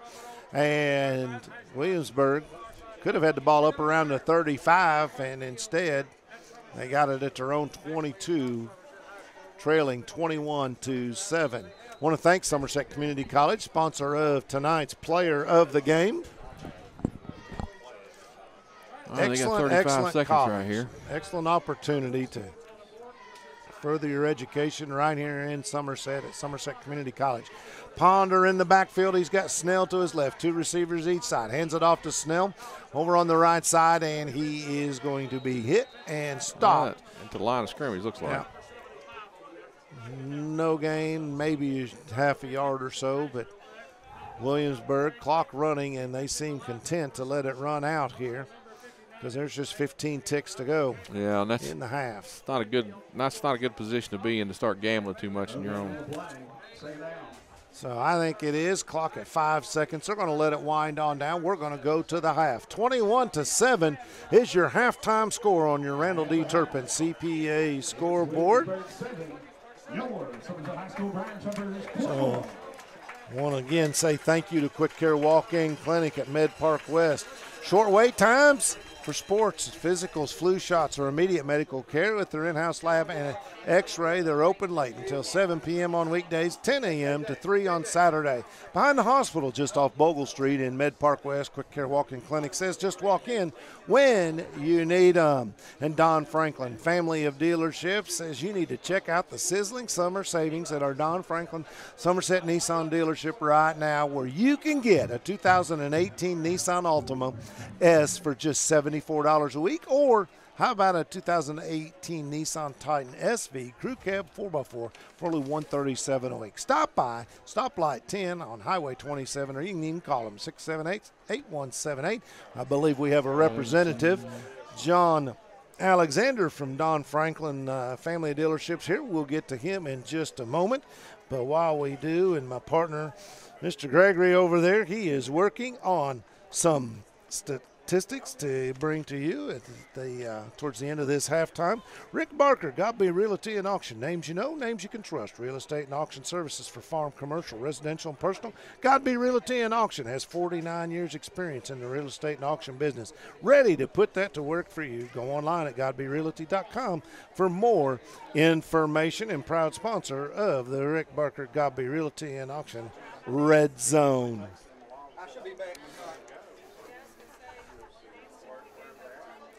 Whitus Cabinets Design Center at Whitus, they provide their customers with friendly service. They value your business, and it is their mission to provide reliable products and services. The courteous and professional team, Whitus Cabinet Design Center, can turn your vision into reality. Visit Whitus Cabinet Design Center on the corner of South Highway 27 and Slate Branch Road to learn more about what they can do for you. I want to say thank you to Citizens National Bank. They've opened their doors on the square downtown Somerset in 1920, and for nearly 100 years they've been the bank of the people of Pulaski County. Remaining locally owned and operated with no mergers, acquisitions, or name changes, Citizens National Bank is your hometown bank serving Pulaski County with 7 convenient locations. Citizens National Bank, moving forward together, member FDIC. Also, Pulaski ASAP, that's right, the Pulaski Alliance for Substance Abuse Prevention, been in existence since 2002. ASAP works to reduce and prevent youth and substance abuse by using prevention, intervention, and treatment strategies. Over the past 10 years, the 30-day usage numbers have decreased significantly for teenagers, thanks to the efforts by Pulaski ASAP and others. For more information, check out Pulaski County ASAP on Facebook. Later today, Modern Systems will present the Defender of the Game. Modern Systems, proud to sponsor Defender of the Game. Been defending homes and businesses since 1979 with thousands of satisfied customers all across the Commonwealth and an A+ rating by the Better Business Bureau. You can count on Modern Systems to deliver a superior defense for your home or business. Call them at 679-4556 or visit their website, modernsystemsinc.com. Modern Systems, Defender of the Game. We'll name that one later. And let's not forget Skip Cottrell's Tire Pros. A flat tire would really make a road trip better, said no one ever, which is why Skip Cottrell's Tire Pros makes taking care of your tires simpler. They offer a straightforward approach to tire and auto service that includes nationwide warranties, hassle-free experience, so you can get back to when being on the move was carefree. Skip Cottrell's Tire Pros, hassle-free, guaranteed. Find out more online at skipcottrellstilepros.com. skipstilepros.com. You about ready? You need me to do a little more? I think I got them all You figured think out. you got I'm it? pretty I'm close. I don't know how good my math is, Turn but I'm pretty things close. over to Mr. Scott Gregory, and he'll bring some stats, and then we'll get John Alexander Yeah. in here from Don Franklin. Go ahead, Scott. Well, on first downs right now, and I'm pretty close on this, I think. We had Somerset with 10 first downs and Williamsburg with 8. Let me put Somerset over here. I'll do Somerset stats first. Rushing yards, 103 yards. Good half on the ground for Somerset. 142 yards. Sharon was 9 of 14 from the air. Total yards, total offense, 245 yards. A great first half for Somerset. On Williamsburg side, Ponder was 7 for 11. I'm sorry. He was 7 of 11. And for 87 yards. They had 57 yards on the ground, total 144 yards. They had 8 first downs. Both teams penalized Somerset for 25 yards, penalties for 30 yards, 2 turnovers each. One of those was a big one for Somerset at a return touchdown. I think that's all I have. It's a good half. Thank you very much. I'm going to let you switch out with John Alexander there. And when you're not busy cleaning or cheering on your favorite team, why not take time to stop by Trader Jack's, where you can find all the latest styles and trends in sizes small through 3X. They'll have your favorite accessories from Plunder, Mud Pie, CC Beanies, and Girly Girl. Come by and see why Trader Jack's was recently voted Somerset's best of the best in women's clothing. They're open Monday through Saturday, 10 to 8, and Sunday, 12 to 6 in Grand Central Place. And Somerset Mayor Eddie Girdler would like to just wish all of the sports teams here at Somerset the very best of luck. To the Warriors football team, to the Jumpers football team this season. This message paid for by Eddie Girdler. John? How you doing? Bob, how are we doing? I'm doing fantastic, John, and this is John Alexander, representative of the Don Franklin family of dealerships here in Somerset. And I'm looking at your shirt, first of all. That's right. And you've got, I think, a sticker from just about every auto manufacturer there is. And from really all 23 dealerships, not just the 3 here Exactly. locally. I tell people I look like a general wearing this shirt. But we call it General Motors, so it's that sort of thing. But Bob, I just wanted to come up and talk to you just for a little bit. Again, very proud to be presenting sponsors here with LakeCumberlandSports.com. You guys are going to provide coverage really for a lot of our local sports, and that's what community means to us at the Don Franklin family of dealerships, especially the family in that name as well. And nothing says family like local high school sports when you see all these families, generational families out here, here for each sporting event, and we're glad we can help you guys cover all those. Well, we appreciate you very much, and you're right. It's not just about – obviously you want to sell cars. That's what Right. makes the motor Exactly. run. No pun intended. Did Yes. you like that? You catch That's that? a very No, good. yeah. That was a very good pun, But Bob. that's what makes things go for your family of dealerships. But it's also about, as you said, just being able to reach out into the community and say, hey, we care. We care about you. We care about the people. And I know several people that work for your dealerships. Yes. That just say it's, that family is a key word there all the time. Well, and that's what we like to talk about, too, that symbiotic relationship that the dealership that Don Franklin has with the community is, the community comes into our 3 different locations here in Somerset, the Kia store, the Chevy store, and then the Chrysler store. They give to us, so why not give back to them as well, and here with a lot of our local sports and a lot of our local high school teams. Well, and the other thing that I see is you're the perfect man for this job. I know you're fairly new to it, and we touched base a few weeks ago. And, right. And I know you're excited to be able to do this. John, you've always done a lot for the community as an individual right. or for whoever you were employed by. Yes. And now you're getting an opportunity to do it for a great organization like Don Franklin. And that's what I like most about this is, it's taken me a little while to get acclimated to the car business side of things. But as far as the community side of things, they just wanted me to continue to do the things that I do already. Well, John, we again want to say thank you for being our presenting sponsor alongside our title sponsor, Quick Care Walk-In Clinic. It's great that you took a few moments to come up here and share with us. You have the floor. Anything you want to say to the folks out there listening and watching right now? Really just come in and see us, especially if you are looking for a new or pre-owned vehicle at the Don Franklin family of dealerships. We've got the 3 different locations. We've got Kia up at light number 1. We've got the Chevy dealership. We've got the Chrysler dealership. Even if you're out there listening in, even as close as Monticello, London, as well. But throughout the state, what we want to present to each of our communities where our dealerships are represented is for you to go in and really become a part of the Don Franklin family, because not just is it the Don Franklin family of dealerships, but when you buy a vehicle from us, you then become part of our family.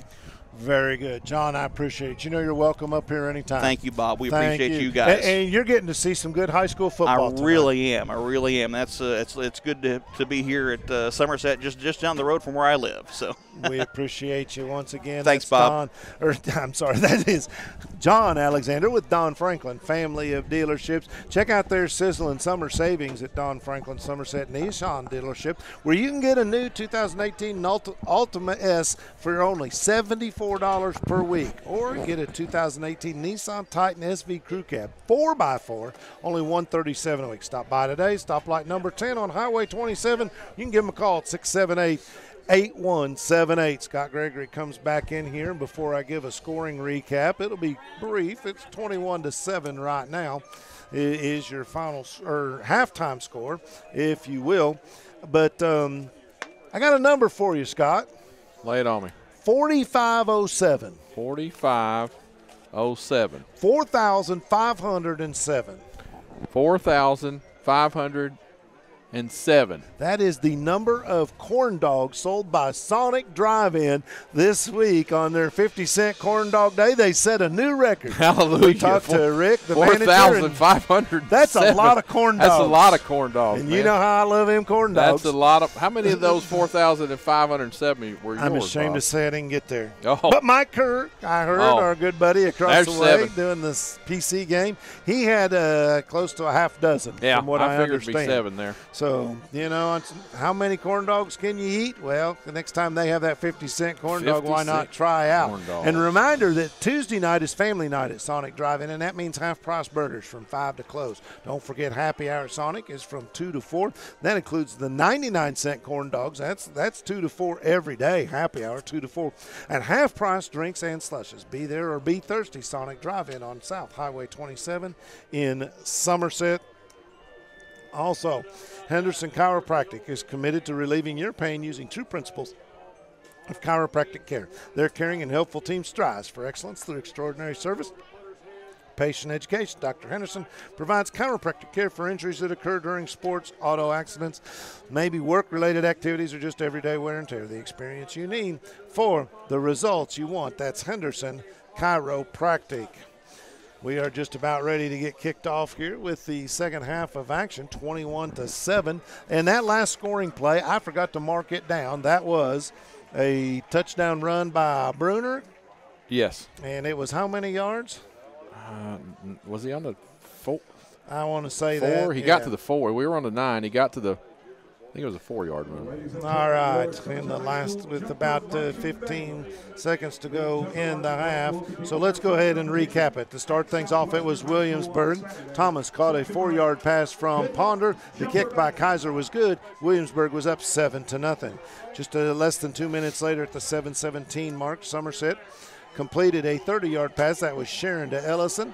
The kick by Whitus was good, and things were all knotted up at 7-7. They stayed that way till the 6:47 mark of the second quarter when Miller burst through the line for a 3-yard touchdown run. And again, Whitus's kick was good, and it was 14-7 Jumpers on top. Then just before the end of the half, it was Bruner on a 4-yard plunge, and the kick again by Whitus good. So it's been all Somerset since that opening score. 21-7, Jumpers lead it on your Randall D. Turpin CPA scoreboard. Randall D. Turpin, good friend of ours, has been in business for a long time, over 26 years, and keeping stats and the correct score is important to players, coaches, and fans. And the same can be said about keeping your taxes and finances in order.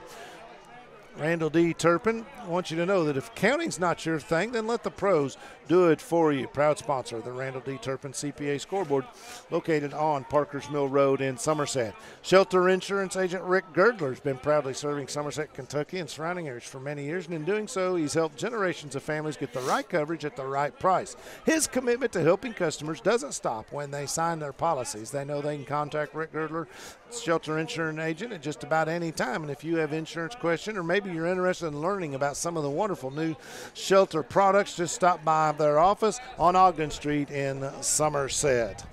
We are a couple minutes away as they put up the 3-minute warm-up time on the clock, and we will be getting back to action here momentarily. Scott, first half of action started off like we were going to have a shootout. Both teams scored on their opening drives, and then it's been all Somerset since. Yeah, their defenses, they really kind of sized each other up early, and Somerset's done a really, really good job to take advantage of the line of scrimmage. I mean, their offensive line of scrimmage has done really well, either blocking for Sharon when needed to, but basically opening up the run game too when they really, really need to get a few yards and get that first down. So, and you got to listen, I love to throw the ball more than anybody, but you've got to be able to control that line of scrimmage, and you got to run that ball because it makes everybody honest. It keeps out everybody honest there. But they did a really good job and had really good field position and controlled the line of scrimmage offensively and defense, and put Ponder in. They had him running several times.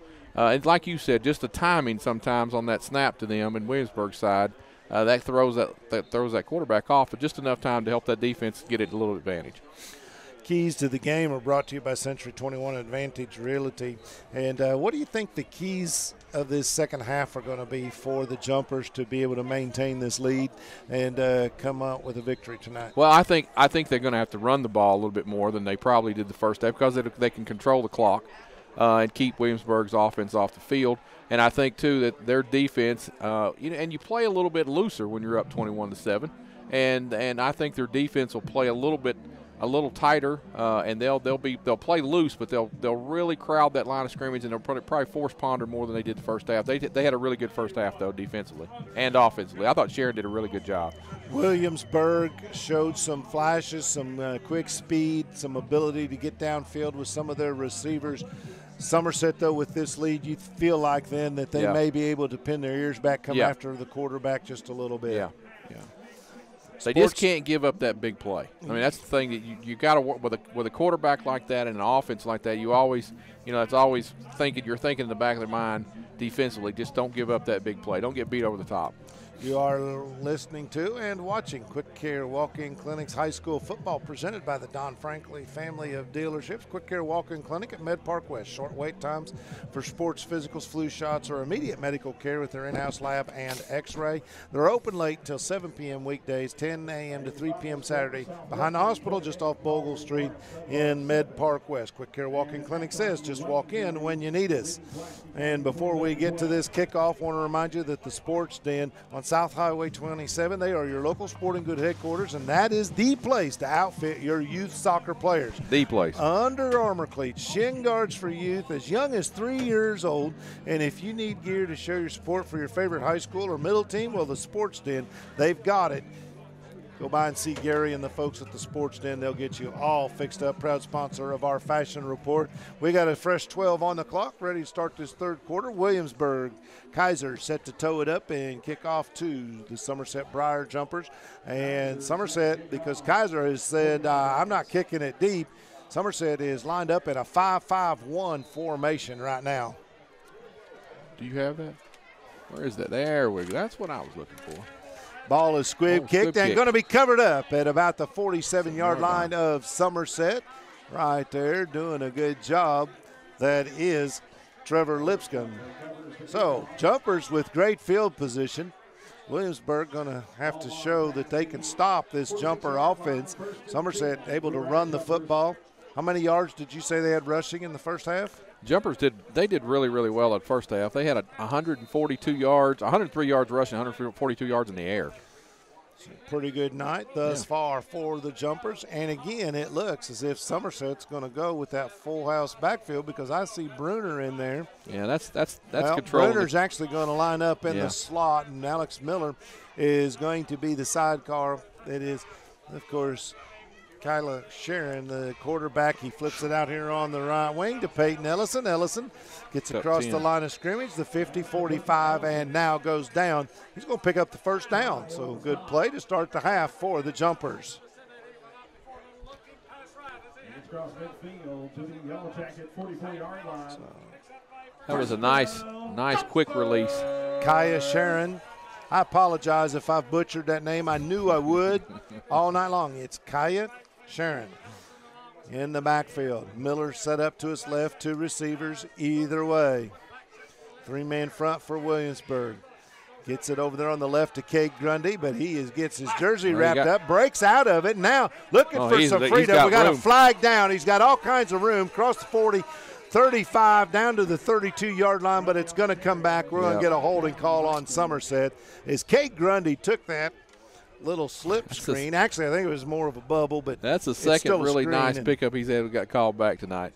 He's had two really nice ones that were called back. One for a touchdown the first half. We called that back. Flag is all the way back at the Somerset 47-yard line, and if that's where they mark it from, it's going to be much bigger than a 10-yard penalty.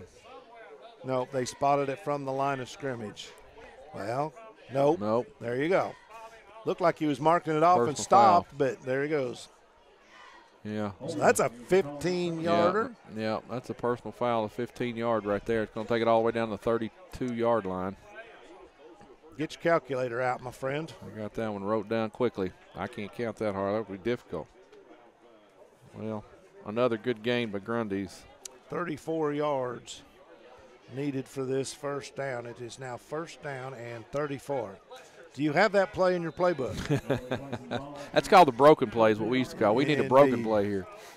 So two receivers each way. Miller in the backfield now. He's out plenty of time. He's got him long if he keeps. He's got a guy long. Looking for Staten and just over the outstretched fingers of the senior Chance Staten. The offensive line did a great job right there for Somerset. He had plenty of time. Last week, Staten caught 2 balls for 9 yards. That would have been a big-time play there for the jumpers.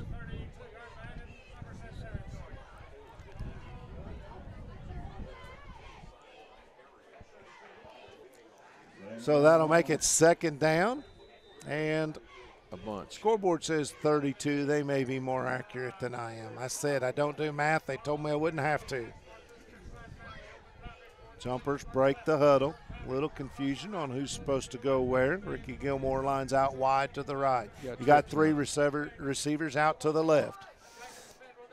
That is Miller in the backfield with Sharon. Sharon takes the snap, sprints out to his left, now pulls it down and is going to take it and run across the 40, 45, 50. He's got a man to beat and a nice open field tackle, but we got a fumble and a flag. There's going to be a face mask. That's going to end up being a first down for Somerset. What a play by Kaya Sharon. Yeah, that was a good run by him. Sharon lost the football, but that's going to be for naught. Yeah, Give him credit for a run all the way up to the 50. Yeah, he lost that because he got a really nice tug on the front of his mask. 18-yard run and then tack on 15 more yards for the penalty. They're going to call it a horse collar, not a face mask, but no, it is a face mask. I shouldn't listen to people in the press box. I know better than that. I actually seen that one. Well, I thought it was. Yeah, and then, seen that one, so that's why he lost the football. football. Sometimes you just, So 3 receivers again to the left, 1 to the right. That's Brock lined up right. Miller, sidecar to the right, takes the handoff, cuts back to his right after starting off left, and he's going to bull his way forward for about 5, maybe 6 yards on the play. Again, a good job by Somerset's front line. Again, a nice job by Somerset's offensive line. They're creating and holes and pushing that defensive front back. And also the key to that, Williamsburg plays a 3-man front, a 3-down lineman. If they can get to that second level off of those offensive linemen, it really helps those backs for Somerset to get to that second level. Indeed. Get a couple guys on linebackers. You can run for a long way. Snap to Sharon. Quarterback draw. Takes it all the way up the middle. Gets tripped up at the 20-yard line and dives to the 17. Going to be enough for the first down. He doesn't get tripped up by a shoestring. He's in the end zone. That's a 15-yard gain. First down, Jumpers. Sharon gets the play. Takes it into the huddle. Look to see if they go back to this power eye offense. It would appear so. Nope. Power eye, but it's with the quarterback Sharon as the up man. He'll give it off to Miller. Miller busted off the left side and still moving forward. Pile, and finally the refs blow the whistle. And you know what? Looks like he picked up 5, maybe. He did. Yeah. And I just now thought of it and mentioned that it's been a well-officiated game. We haven't said a word about the officials. No. That is a good thing. Yeah. Ball down there on the 18-yard line. It's going to be second down and we'll say a long 6 for the Jumpers. They break the huddle. Sharon in the shotgun formation. He's got a running back either side. Brenner to his right, Miller to his left. 2 wide receivers to the right. He gives it off to Miller. He busted outside, gets around the corner, and couldn't stay in bounds. Is going to be driven out right at the 3. Another first down for the Jumpers, and it's going to be 1st and goal. Nice blocking up front on that one. I thought really he was going to get in. Did a good job sealing the edge, did the Jumpers, and Miller's quick to get there. Miller, 6 foot, 198-pound junior. They list him as a fullback, but he's been the workhorse here.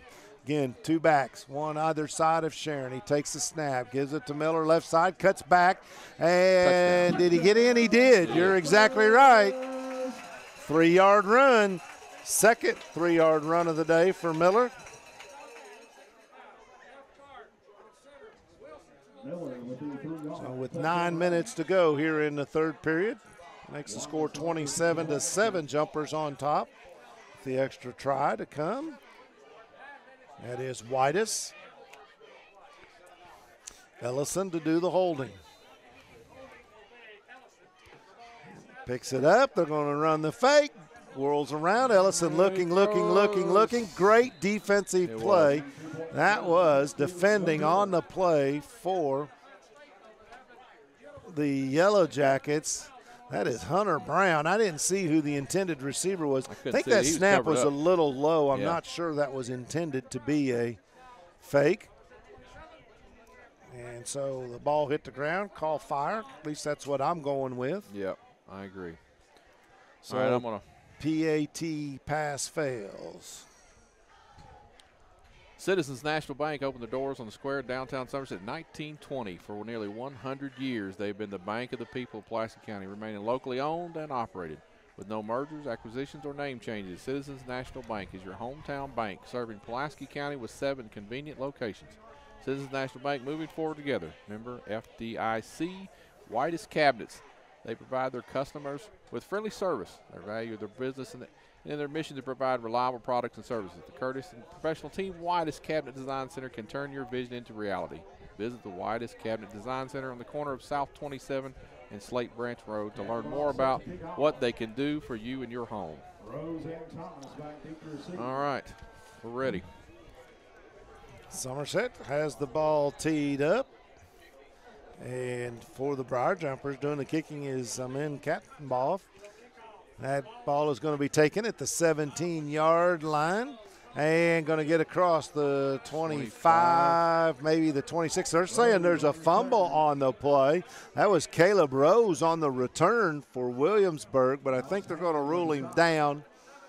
Forward progress stop, that's going to be it. So it'll be Williamsburg football right there. Yellow Jackets take over 1st and 10 from their own 26-yard line.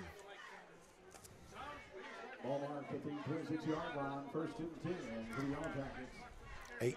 8:54 to go in this third period of play. 27-7 Williamsburg they trail Somerset. All time, Somerset is 8-1 against Williamsburg. That lone win for the Yellow Jackets came in 2004. They're going to have to hustle and move the ball quickly if they hope to break that streak. Ponder in the backfield, hands it off to Snell over to the right side, and great penetration by the Jumpers. He got to the line of scrimmage. Yeah, they're going to give him the line of scrimmage. I don't think he made it there, but I think that's what they're going to give him.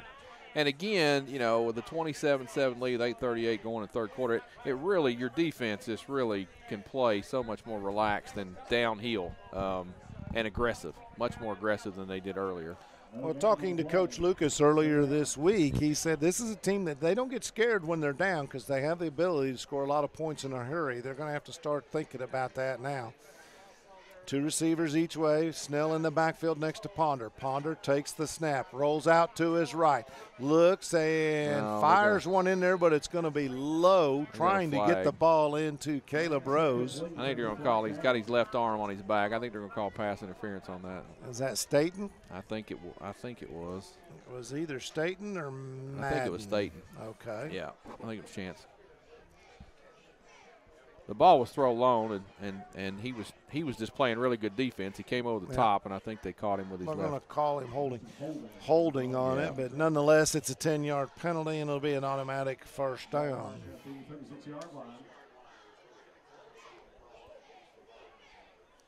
So waiting to get the chains moved. Still waiting to get the chains moved. Clock at 8:08, and we'll start on the ready for play. Nope. Didn't start. So 2 receivers again each way. Ponder takes it. Fake handoff to Snell. Got a man down the left sideline. That's Thomas. He made the catch. And going to be out of bounds at the 39-yard line of Somerset. Gavin Thomas. 20-yard pickup. Just a timing pattern. He's on a straight fly down the sideline, and Ponder did a great job of getting the football right on target. So we just talked about this is a team we know that can score in a hurry. And we talked about that too. You got to be careful here. You can play tight. You got to play a little looser right there. He got beat over the top, and that's what you can't. And let's see what happens here. Ponder. Snell to his right, fakes the handoff to him, drops back, looking, flushed out of the pocket, and he ain't getting out of that one. Nope. A whole host of Briar Jumpers. Looked like Landon Fields was there. Also, see number 69, is that Jacob Graybill? No, 39, Cale Todd. Loss of 5 yards on the play. Second down and 15.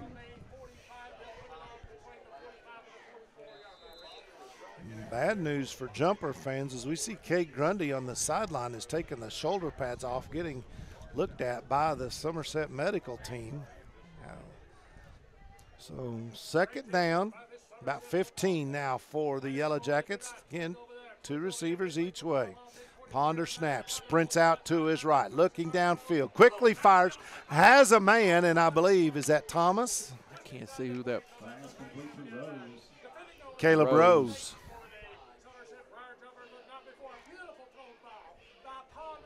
That was just a quick sprint out by Ponder, and it's a good timing route too. It was. He's going to pick up. He picked up about 7 or 8. Going to be 3rd down and a long 6. Let's call it 7. Ponder gets the play from the sideline, relays it to his unit in the huddle. Snell will line up to his right as Ponder in the backfield again. 2 receivers either way. They don't run a lot of motion. They don't vary from this set. So, takes the snap. Drops back a couple of steps. Now he's flushed out looking for room on the right, and he's going to get forced out of bounds by Somerset's Cale Todd. He's going to lose probably 3 or 4 yards on that play. They're in a position here, I believe, where they're probably going to go for it. Yeah. They need to get some points on the board. Pulaski leading Wayne County 25-21 late in the 3rd quarter. Game over at Pulaski County High School. LakeCumberlandSports.com. Our good friends Mike Kerr, Paul Wright, and Dwayne Clark bringing you all the action over there. LakeCumberlandSports.com. 4th down. Ponder takes the snap. Picks it up off the turf. Now looking to run. Now he fumbles. Ball on the ground. I think Somerset may have had it. Doesn't matter. It's going to be Briar Jumper ball regardless. And whether they recovered it or not, it was going to be turned over on downs is well short of 1st down. So Jumpers defense doing a really good job. That was Ellison that came up with it. So I don't know who hit him, but you could see the ball pop out there. He made a cut back to the right and got hit, and the ball came up in the air, and Ellison, he snagged it, fell on it, but it did, like you said, Bob, it didn't matter. It was 4th down and 8, and they weren't close. One thing defensive coaches like is they love to see their guys swarm to the ball. We've seen a lot of that out of Somerset tonight, and we got a timeout on the field. We'll take it with them and do a little business. What do you say? I'll do some reading here. Let's see. Modern Systems is proud to sponsor the defender of the game. Modern Systems have been defending homes and business since 1979 with thousands of satisfied customers across the Commonwealth and an A+ rating by the Better Business Bureau. You can count on Modern Systems to deliver a superior defense for your home or business. Call them at 679-4556 or visit our website at modernsystems.com. Also, Skip Cottrell's Tire Pros. A flat tire would really make this road trip better. So, I got a little wind action. Said no, one, never. Which is why Skip Cottrell's Tire Pros makes taking care of your tires simpler. They offer a straightforward approach to tire and auto service that includes nationwide warranties and a hassle-free experience. So you can get back to when being on the move, carefree. Skip Cottrell's Tire Pros, hassle-free, guaranteed. 27-7 your score. Somerset on top. 6:09 remain in the 3rd period. It's your Randall D. Turpin CPA scoreboard. Randall D. Turpin. They're the people to go to. If you don't feel like messing around with taxes, that involves a lot of numbers and calculating. I'm with you. Go see Randall D. Turpin. In the shotgun is Sharon. He's got a running back each side. Looks to Bruner out on the wheel. Open. Instead, he's got a man downfield. Man, that was Tate Madden.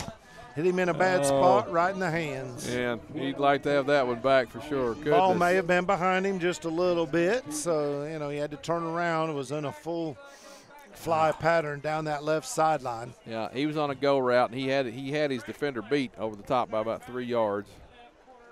So that'll make it 2nd down and 10. Food and hospitality in the press box tonight. Thank you, Steve Kelly and Honey Baked Ham.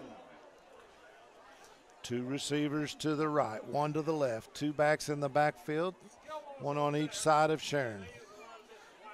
Sharon barks out the play, takes the snap, it's high, pulls it back down, hands it off to Bruner, who charges ahead maybe a couple of yards. It'll be 3rd and long.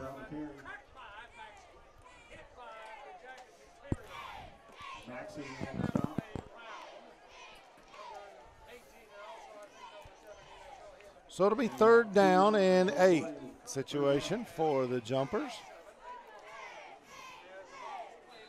So you see Ricky Gilmore checking out of the ball game. Didn't see who came in for him.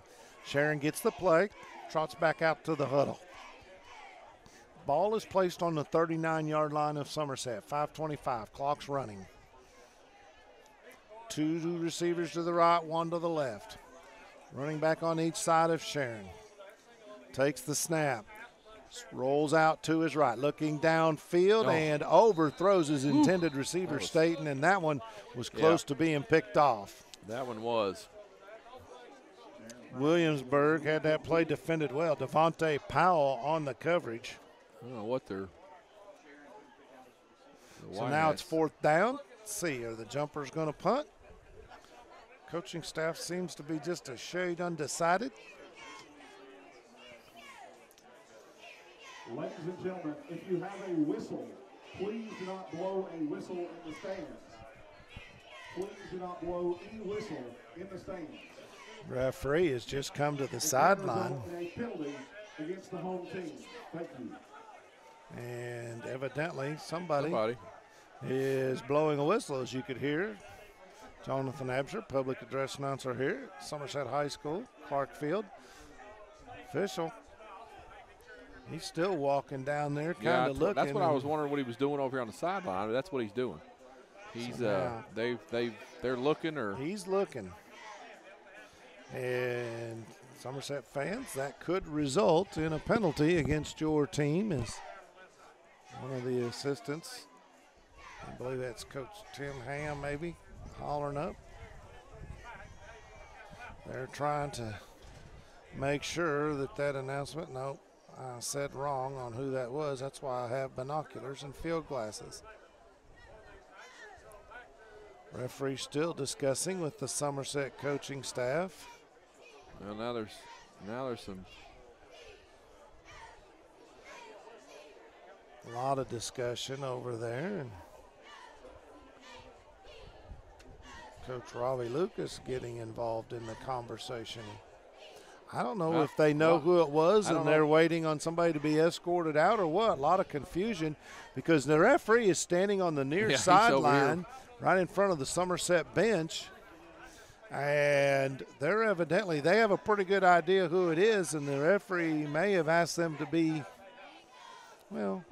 escorted out of the stadium.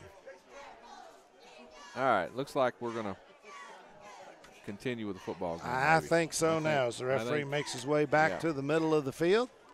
That was odd.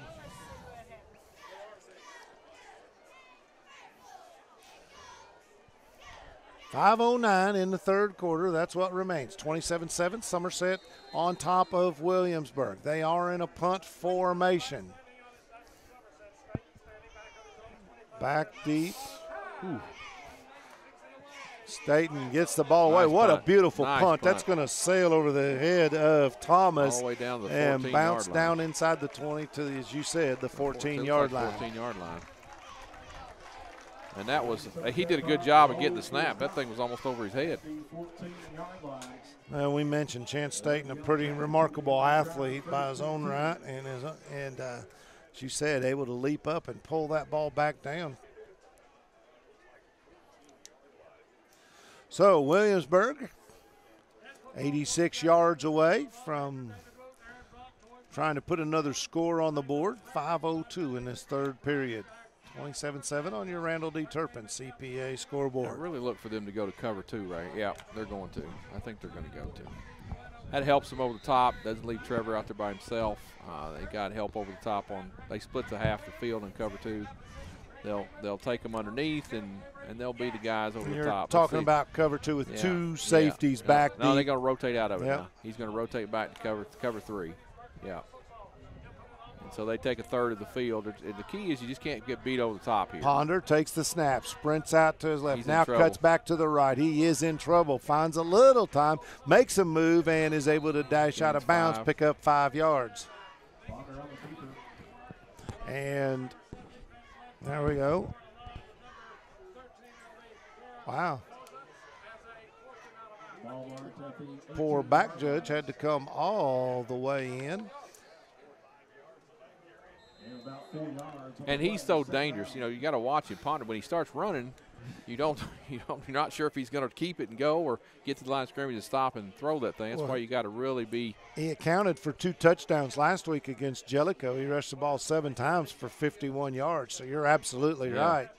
Ponder with Snell in the backfield. Takes the snap, sprints out to his left, looking downfield, tucks it up, and is going to be hit and dropped. He maybe got back to the line of scrimmage. I believe it was Trevor Lipscomb, the initial man there on the tackle for Somerset. Right, I don't think he gained anything. See Cale Todd in there as well. So it's going to be 3rd down. And we'll give him the line of scrimmage and say it's 3rd down and 5. Short gain on the play. 3rd down. Somerset's defensive front, we've talked about how well the offense has gotten good push tonight. Defensive front has done a great job as well. See Vernon Wilson checked into the ball game. See, now they're in a cover line. And again, Ponder takes the snap, fakes the handoff, bobbles the ball. Now he's in trouble again, able to get out of it. He may have and does get across the 25, picks up the 1st down. So a little scramble work there by Ponder. Allows him, but Ponder just lost his helmet. Picked up 7 yards. He's got 52 yards on the night already. So Ponder has to come out for a play while his helmet come off. So that's going to bring in the backup quarterback. Well, I'm waiting for the chain. I don't know why the chain crew. There we go. There we go. I guess they were just making sure. So that is Jarrett Teague, 0 for 5 last week against Jellicoe. Did rush the ball 1 time for a 3-yard touchdown. So Teague has to come in while Ponder replaces his helmet. Teague takes the snap, rolls out to the right side. He wants to throw the ball, but he's not going to get a chance. And I believe that was Peyton Ellison all over him like wouldn't believe, and goes down for the loss. So it's going to be 22-yard line. Well, I guess he didn't lose that much. Yeah, they're going to give his forward progress. So he's going to lose 5. Lost about 5 yards on the play. 2nd down and 15.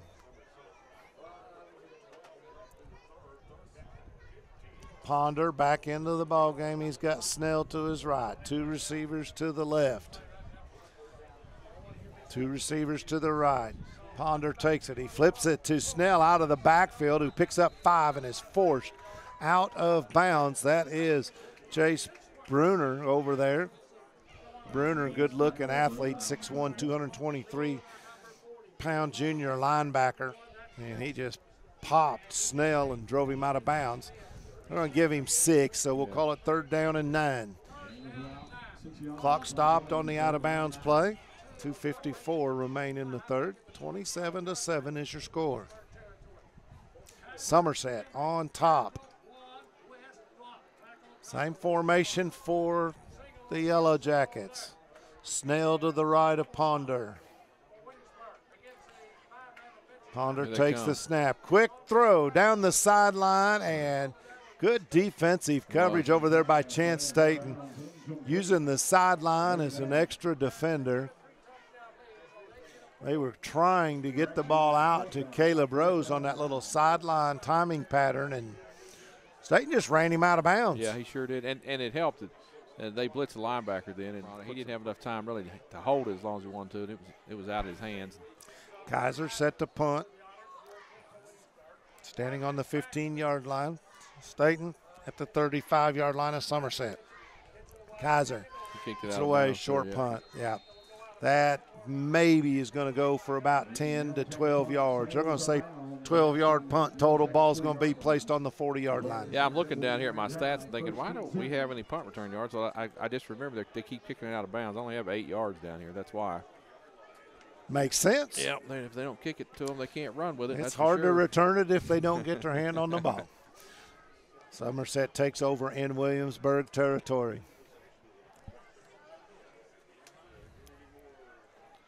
Here they come. Sharon's walking. He's out in the huddle.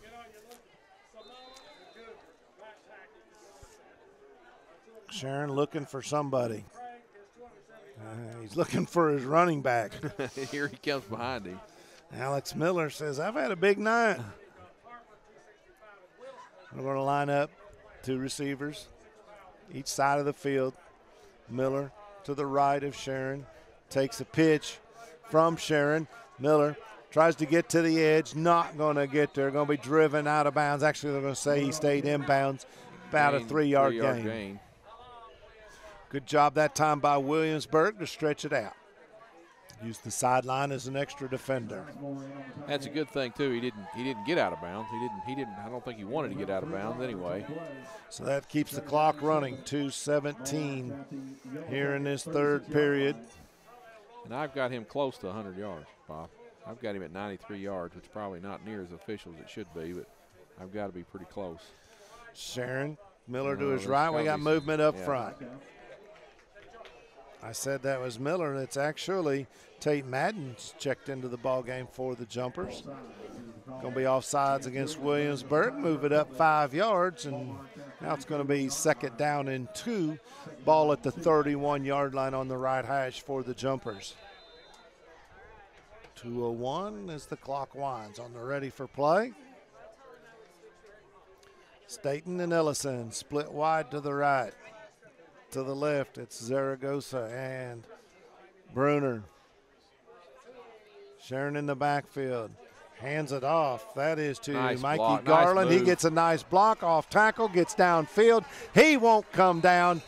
That's close to a horse collar tackle. They had the jersey, but Garland gets the ball all the way down inside the 10-yard line where it'll be 1st and goal Jumpers. Gosh, how many did he get off that, Bob? What's the gain on that? That was a nice run. Ball was at the 31, so 23 yards. 23-yard run for Mikey Garland. Garland stays in the ball game, as he should. Hard run there. Maybe giving him a chance to put this ball in the end zone. Sharon takes the snap, fakes it to Garland, flips it out on the edge. That's Staten. And Staten is able to get the ball inside the 5, close to the goal line. Going to be about a yard short. So, and Garland looking at his quarterback, Sharon, and says, we messed up there somehow. I think it was my fault. Nonetheless, Garland will stay in the game. He'll line up to the right of the quarterback, Sharon. 2 receivers to the right. Again, that's Staten in the slot. Ellison is the wideout on this right side. Handed off to Garland. Starts to the left, cuts back, and he's into the end zone on a 2-yard run for Mikey Garland. And that extends the Jumper lead, 33-7.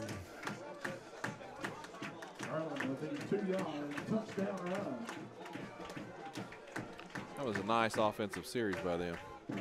Really was. Yeah, kept the ball in when they needed to, got the first down when they needed to, big play when they needed to. The offensive line did a good job right there.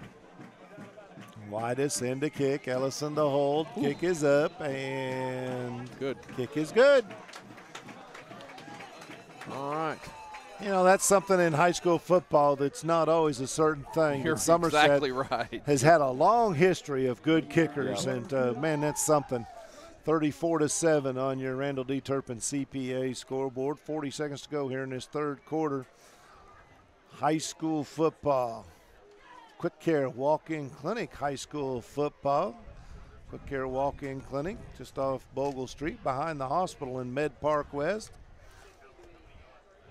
Tell you what, they're open late through the week till 7. They're open, I believe, till 3 on Saturdays. And tell you, they offer in-house lab and x-rays, sports physicals, flu shots, flu treatment. Let's hope that doesn't we don't have a flu season like we did last year. I'll read a quick one here by Trader Jack's. When you're not busy cheering on your favorite team, take time to stop by Trader Jack's. You can find all the latest styles and trends sizes small to 3X. We also have your favorite accessories from Plunder, Mud Pie, CC, Beanies, and Girly Girl. Come and see why. Trader Jack's. Recently voted Somerset's best of the best in women's clothing winter. Open Monday through Saturday, 10 to 8. And it's a nice kick.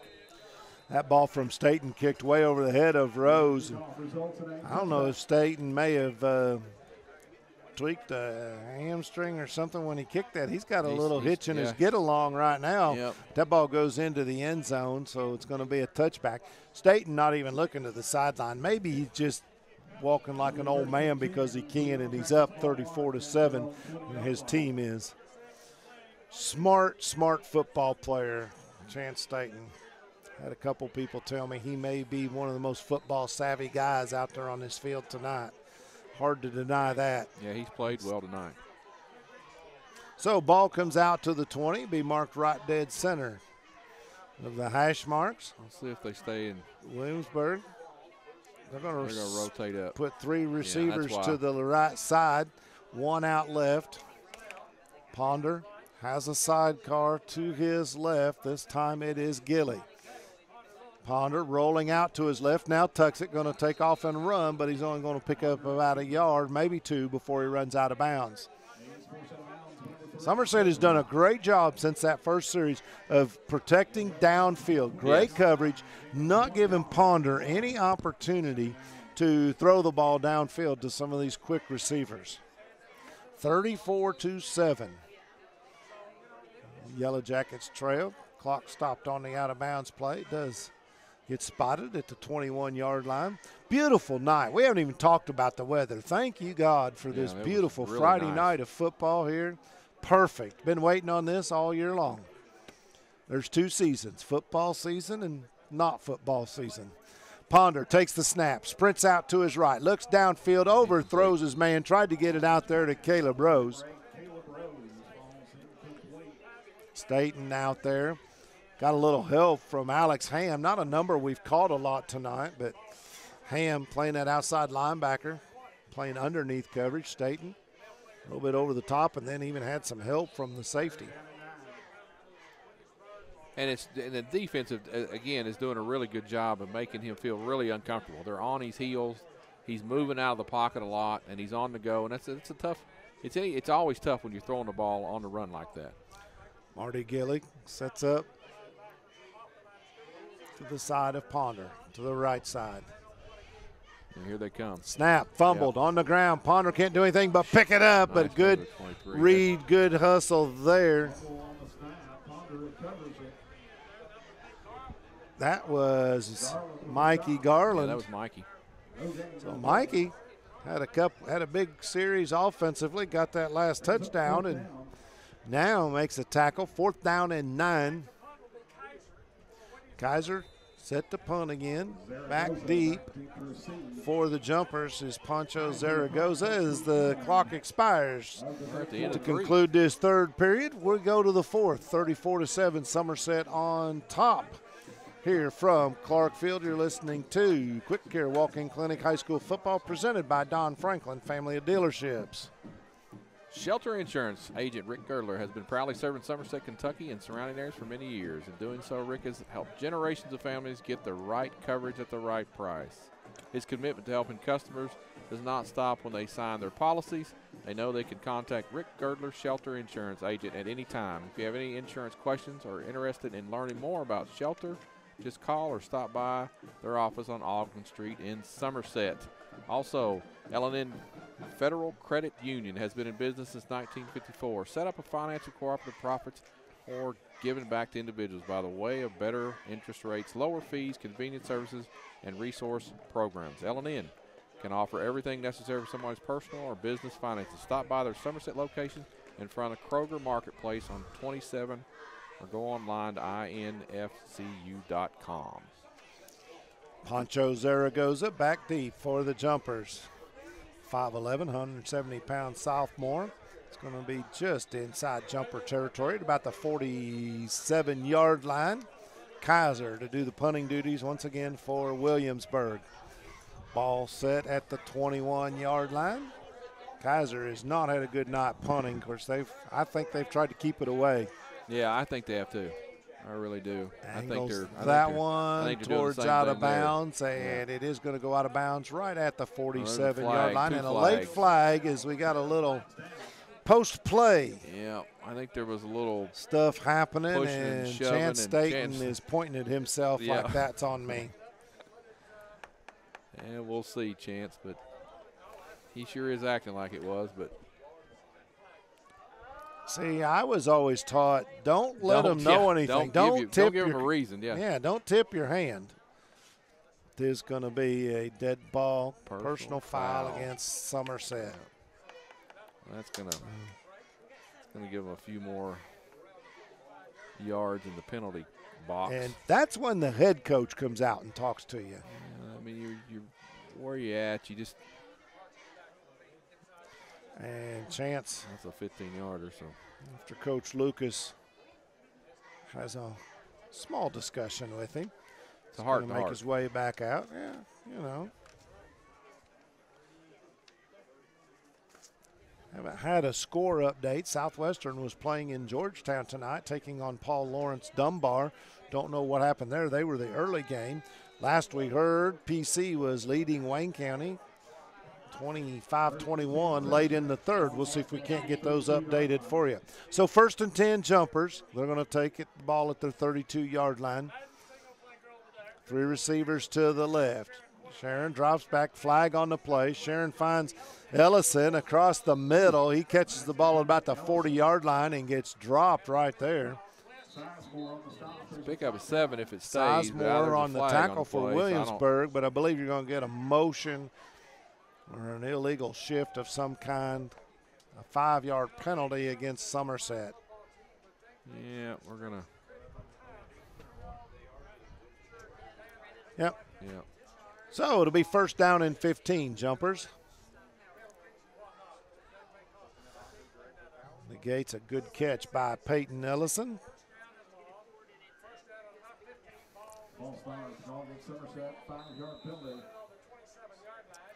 Somerset breaks the huddle. We'll go trips on this side. Trips left.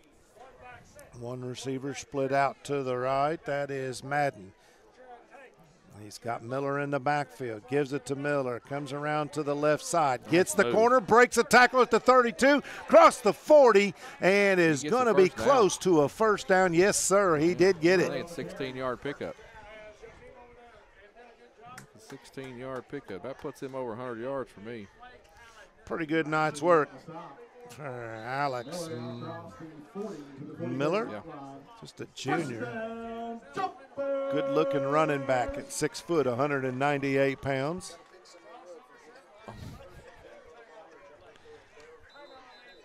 We got timeout on the field. Let's see. Going to be Williamsburg. I believe that's their 2nd timeout of the half. 11-21, 34-7. Somerset on top of your Randall D. Turpin CPA scoreboard. Citizens National Bank opened their doors on the square in downtown Somerset 1920. Nearly 100 years they have been the bank of the people of Pulaski County, remaining locally owned and operated with no mergers, acquisitions, or name changes. Citizens National Bank is your hometown bank serving Pulaski County with 7 convenient locations. Citizens National Bank, moving forward together, member FDIC.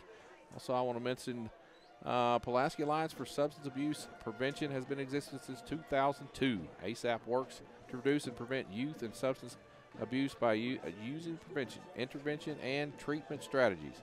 Over the past 10 years, the 30-day usage numbers have decreased significantly. For more information, check out Pulaski County ASAP on Facebook.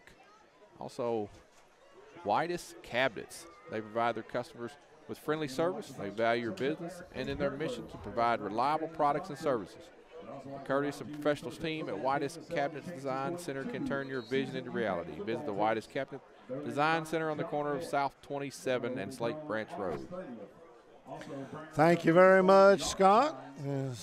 11-21 is what remains here in this contest. Somerset has been in control since after that first scoring drive. Another whistle. I don't think we were quite ready for play. Everybody's a little anxious to get things going. Want to make sure we thank Mayor Eddie Girdler of Somerset. He wants to wish the jumpers best of luck this football season. Paid for by Eddie Girdler for mayor. Ball is handed off to Alex Miller. He does a juke and a jive in the backfield, but going to be able to get him a yard, maybe 2. Gets the ball across the 45, or it'll be 2nd down for the Briar Jumpers. Miller now checks out. We see Bruner checking in. See if this means the Jumpers going to go to their power backfield or an empty backfield. No, Bruner's going to line up as the sidecar next to the quarterback, Sharon. 3 receivers to the right, 1 down here on the bottom. Handoff to Bruner, and he hits the hole hard, breaks a tackle, and gets out across the 50, 45, and gain. picks up the first down. Nice run by Jace there. Jace Bruner, 6'1", 223-pound junior.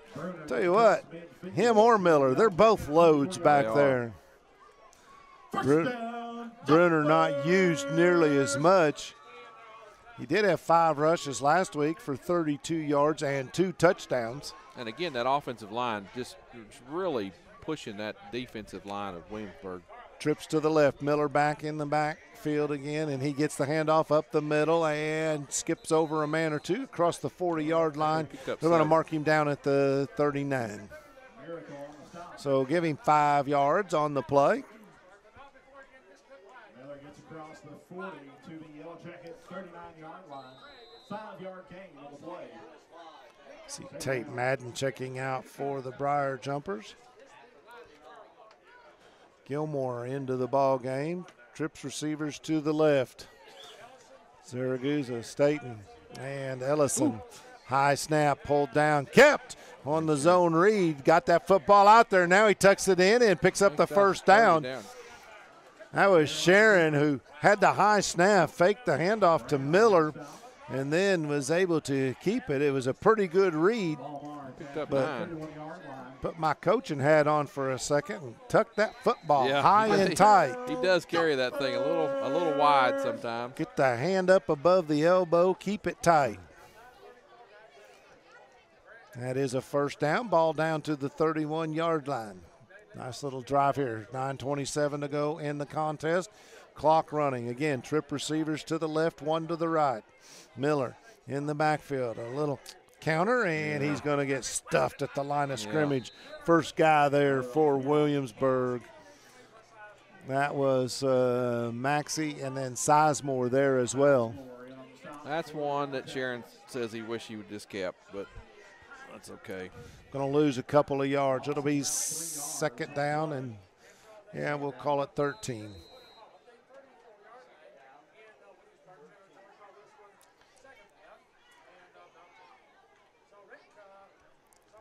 Clock continues to run. This time Somerset's going to run trips to the right. Gilmore's the lone receiver down here at the bottom. Takes the snap. That is to Ham. Alex Ham into the ball game as the quarterback, and he takes the snap and runs it straight ahead. So Alex picks up about 8 yards, and pretty nifty little play there by the senior, 6'3", 200-pound. Primarily a defensive player, but the backup quarterback getting a little work here. That's a good thing. 3rd down and 6. Long 6. 3 receivers to the right. Ham, he's got Bruner in the backfield next to him. Gilmore's the lone receiver at the bottom. High snap. Ham takes it down. Nice Off cut. the right side, makes a cut. Now he breaks a tackle at the 15 and gets it inside the 10. Down about the 8-yard line. Nice move. Alex Ham with a nifty move right there, and just a nice 20-yard. That's nice. Ham move. rushed the ball last week a couple of times for just a couple yards, but big gain right there. Jumpers inside. The Rick Barker Godby Realty and Auction Real Estate and Auction Red Zone. I'll get it out in a minute. With apologies to my friend Rick. High snap and he slips and falls, right going to lose a couple of yards. He did a good job to control the snap. It was a little high. Well, a couple of those high snaps, and makes you wonder, did the center adjust? Because Alex Ham comes in. He's 6'3". Of course, Sharon's listed at 6'3" as well, but that may be a bit of a stretch on Sharon. The ball's now to 12. So I think it's second down. Isn't it second down? It is. Yep. Second down and goal from the 12-yard line. 1 receiver out top, that's Ellison. Trips to the left. Ham takes the snap. Flags everywhere. He makes it to the line of scrimmage, but, yeah, you're right. Doesn't matter. It's coming back. Yep. Somerset going to be penalized, I believe, 5 yards. Yep. There they are. Traveling called. Oh, wrong sport. So, I'm sorry. Kevin Lloyd made me do that last week. So it'll be third down, and now third and goal from the 17. I'm sorry. Second and goal from the 17.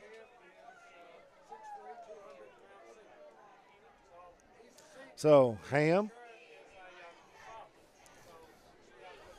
has one back in the backfield. Everybody's. That is Keith, and we got more movement. I think that's going to get 5 yards. We're going to get 5 of that back. All right. Yeah. Things getting a little sloppy here in the last half of the last quarter.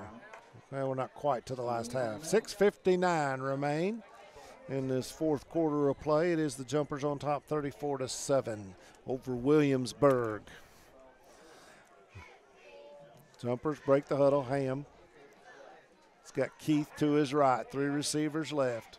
1 out top. Keith goes in motion. Takes the snap. Try the little I'm not sure. Screen play there, bringing the slip screen back to Peyton Ellison, and that didn't go well. No. Incomplete. Ellison, who was lined up in the right, and then the motion man was Keith. And they almost collided. Yeah, I'm not about sure. the time the ball got there. I'm not sure which one was actually supposed to be the intender of the football. I think both of them thought they were. So Somerset, clock stopped now with the little screen pass. Trips right. One runner, that's a receiver, that's Ellison to the left. Ham takes the ball, rolls out to his open. right, looking. Oh, now he's going to tuck it and run. Going to get down to the 5, maybe 6 yard line where it'll be 4th and goal for the Jumpers. Picked up 8. He's brought down to the 5-yard line. Brings up 4th down. And looks like the field goal unit's going to come onto the field. Or, nope, it's the jumbo package. So where are we at? We're on the 5. Fourth and. Nope, yeah. They are going to line up, Yeah. and Kettenboff is going to line up to kick. Ellison, the holder. Kettenboff, his first field goal attempt of the season. Uh-oh. And that one gets away, a fumble, and going to be tackled for a big loss is the holder, Ellison. Field goal is no good. On the play for Williamsburg, that was Braxton Taylor all over it. So Somerset turns the ball over then on the fumble, forced actually turnover on downs, if you will. 5:55. We got 3 nickels up there on the scoreboard. But Somerset has 34 points to Williamsburg 7. High school football, LakeCumberlandSports.com. And they have really done a good job, Somerset defense. I've got Williamsburg with 2 first downs in the second half. That's it. 2. That's tough. Yep.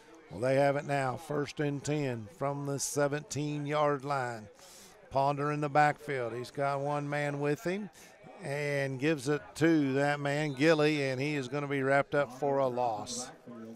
The defensive front has been tough all night long for the Jumpers. Yeah, they've done a really, really good job of adjustment, putting a lot of pressure on him up front. I'm really, really impressed with their 3-down linemen on controlling that line of scrimmage and keeping those linebackers free for Somerset. That's the ones that have really caused havoc in the backfield and making tackles along the line of scrimmage. That's what you're looking for. Jensen Cragen on that play as well for the Jumpers. He's come in at nose guard. Empty backfield, 5 receivers now for Ponder. Quick throw over to the left. It's going to be little to no gain. Or I'm sorry, yeah, he's going to get back to the original line of scrimmage, about 4 yards. Who is that? Who That's caught it. that? I couldn't see that. Did not I think it was catch number 8. it. It was. Yeah, I got it. About 5 yards on the play. 3rd down and 9. I got it.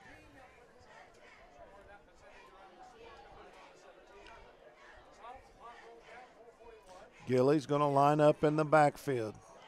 2 wings and 2 wideouts for Williamsburg. Ponder Gilly to his right, gets everybody where he wants them to be, takes the snap, drops back, now is flushed out of the pocket, running to his right across the 15, 20, 25, and going to run out of bounds there, short of the first down. Yeah, didn't really know where 7. the sticks were, yeah, but he's going to pick up about 7, I guess. I think Ponder, had he realized, maybe could have had a chance to dive forward, but yeah, he was on the opposite side of the field, and I don't think he realized where he needed to go. He's close. What is the 4th old and saying? 3. Judgment sometimes is the better part of valor. Yeah. Well, so it'll be 4th and 2, and that means Kaiser's going to come in to punt. Back deep for the Jumpers is Pancho Zaragoza. Back to receive. Kaiser takes the snap, gets the punt, and it's another high notice. but short and going to be out of bounds at about the 42-yard line Yeah, good call. of 42-yard line of Williamsburg, so a 17-yard punt. Kaiser has struggled as the punter tonight. I think they've really tried to make a effort to stay away Yeah, I think they have too. from the return unit, and, well, that's been a bit of a struggle. Yep, in doing so, when you got to kick it out of bounds, that's generally what happens right there. So, looks like Matt Shadowin is going to come in and quarterback, freshman on this Jumper Ball Club. See, Benito Zaragoza has checked into the ball game, another freshman. See Ricky Gilmore out top, and it appears that Shadowin is going to line up under center with an old-fashioned I backfield. Offset I, takes the snap, hands it off to the second man through, and gets across the 35 down to the 30-yard line, and 11 yards and a first down. That was Mikey Garland. Yeah, that was Mikey. Garland's coming in here and going to have himself a pretty big Yeah, day. he's got 44 yards right now. 408, 44 yards and a touchdown. Yeah, that's another first down by Somerset's So, offense. Jumpers getting a lot of folks into the action here now, getting some playing time for these young guys. That is so important. Garland in the backfield, along with Dylan Keith. Quarterback shadowing, and we're going to get a delay of game. Yeah, they were trying to fix equipment on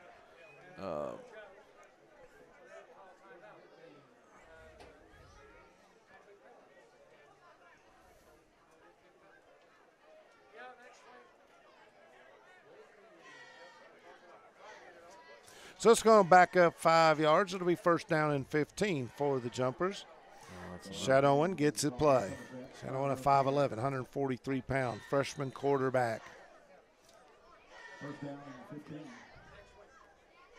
Ricky Gilmore to the right. Benito Zaragoza to the left. Two backs in the backfield. Gives it to the second man through. That's Garland. Excuse me. He picked up another 4 yards. He carried a couple of people with him the last two. He did. See, I've got it. Running back for Williamsburg is Marty Gilly. Okay. Yeah, And I've got side. Mickey On Garland the for other- Somerset. So I apologize for every time I've messed that up. I know it's been more than once. Again, All right, second down and 11. two backs in the backfield. Shadowing under center. Gives it again to the second man through. That's Garland. Yeah. He busts outside, and he's going to pick up a nifty little gain of about 6-7 yards. Ball down to the 24-yard line. He's run the ball well. He has. I mean, he's run 1, 2. Good-looking 3, 4, 5, sophomore. 6, They list 7. him at 6 foot, 200 pounds. Yeah. Ball marks at the 24-yard line. He's rushed the ball 7 times for 56 yards already. Again. So it's Garland, the fullback, the I-back. That is Keith. Keith gets it. Follows Garland up into the hole, and he's going to be stopped short of the first down. Picks up a yard. It'll be 4th and about 2. Jumper's going to go for it here. 2:07 clock running. 34-7 is your score. Jumpers on top. It's going to be a big win. The only thing left to be determined now is the final score. Somerset's going to go 2-0 on the season.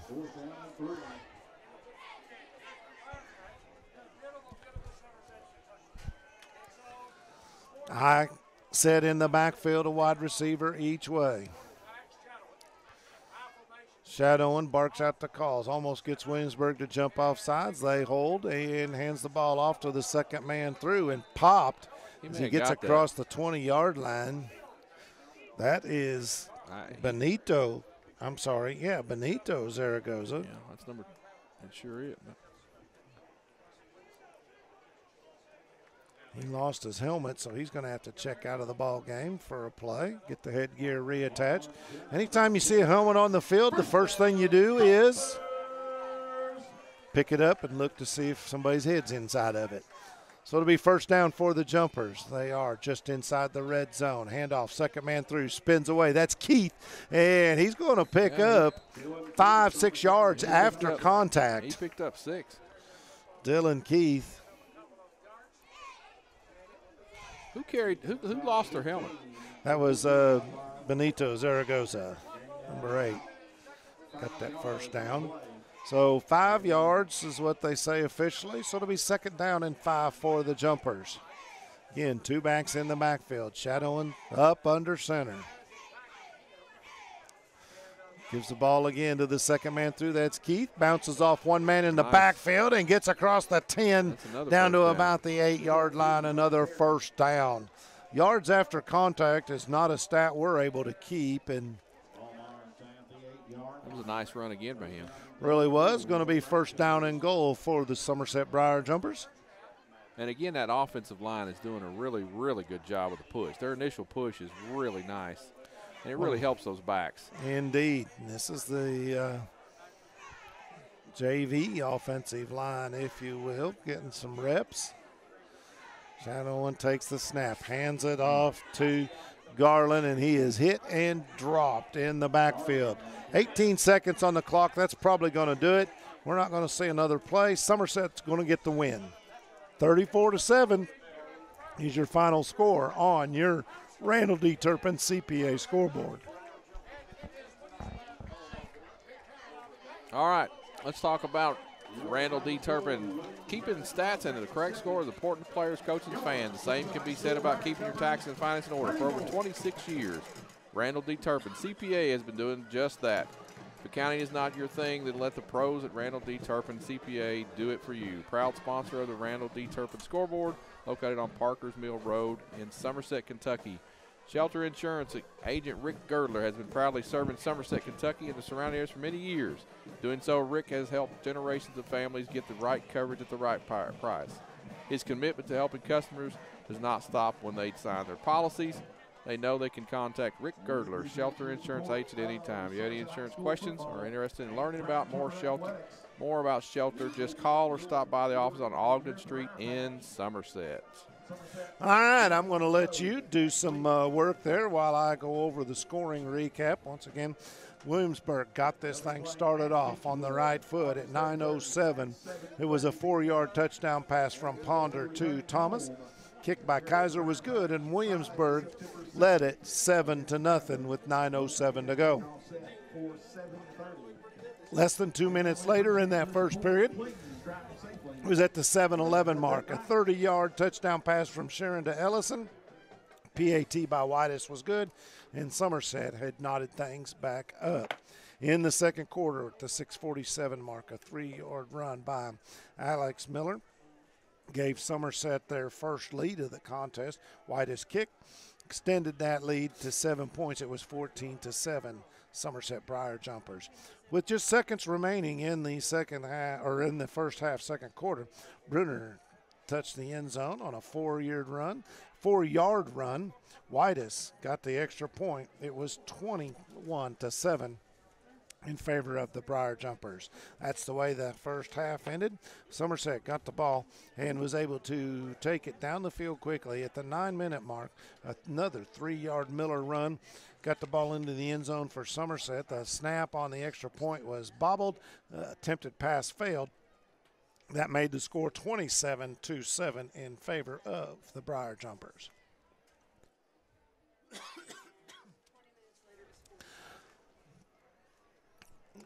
Later in the third period, with 40 seconds remaining, Mikey Garland plunged into the end zone from 2 yards out. PAT by Whitus was good, and your final score of the night put the Jumpers up 34-7, and that's the way it remained. You are listening to Quick Care Walk-In Clinics High School Football, presented by the Don Franklin family of dealerships. Quick Care Walk-In Clinic says they've got short wait times for sports physicals, flu shots, or immediate medical care with their in-house lab and x-ray. They're open late till 7 p.m. weekdays and 10 to 3 on Saturday behind the hospital, just off Bogle Street in Med Park West. Quick Care Walk-In Clinic says just walk in when you need them.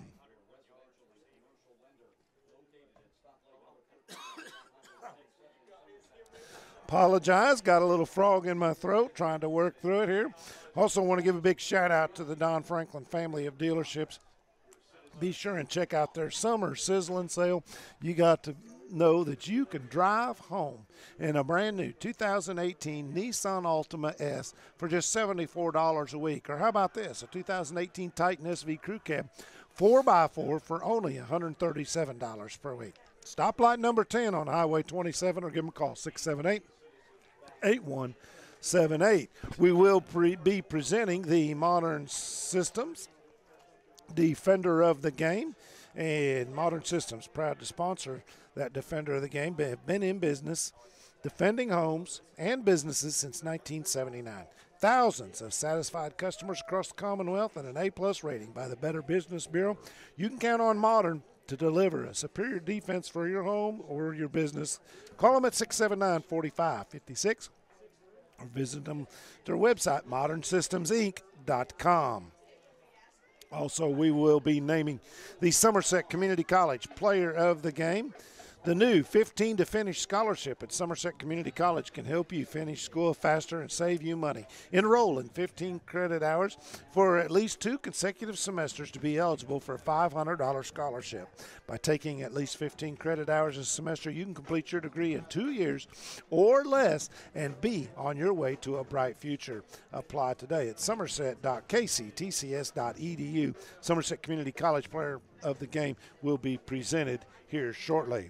Magic Monograms on West Highway 80 is the place for custom embroidery, screen printing, and so much more. They can put your designs on medical and athletic uniforms, corporate and school apparel. You find them on Facebook, or just search Magic Monograms and Embroidery, or contact them by email, sales@magicmonograms.net. Henderson Chiropractic, committed to relieving your pain using the true principles of chiropractic care. Their caring and helpful team strives for excellence through extraordinary service and patient education. Dr. Henderson provides chiropractic care for injuries that occur when you're participating in sports. Maybe you're involved in an auto accident, or it's just a work-related injury, or how about everyday wear and tear? The experience you need for the results you want, that's Henderson Chiropractic. And across town, we have a final score, 34-25. Wayne County has defeated Pulaski County. Do we have a score about Somerset or Southwestern? We're getting it. We're getting it. Sonic Drive-In wants you to know that 28-7 Southwestern gets the victory over Paul Lawrence Dunbar up in Georgetown, Kentucky. I was mentioning Sonic Drive-In. This reminder that Tuesday night is family night, and that means half-price burgers from 5 p.m. till close. And don't forget that happy hour Sonic means you can get, that's from 2 to 4, means you can get 99-cent corn dogs and half-price drinks and slushes. Be there or be thirsty. Sonic Drive-In on Sonic South Highway 27. And want to mention, last yesterday was 50-cent corn dog day, and we talked to Rick Collins, the manager there of our local Sonic Drive-In, an excellent guy at an excellent restaurant and great food, and he said, we're going for a record.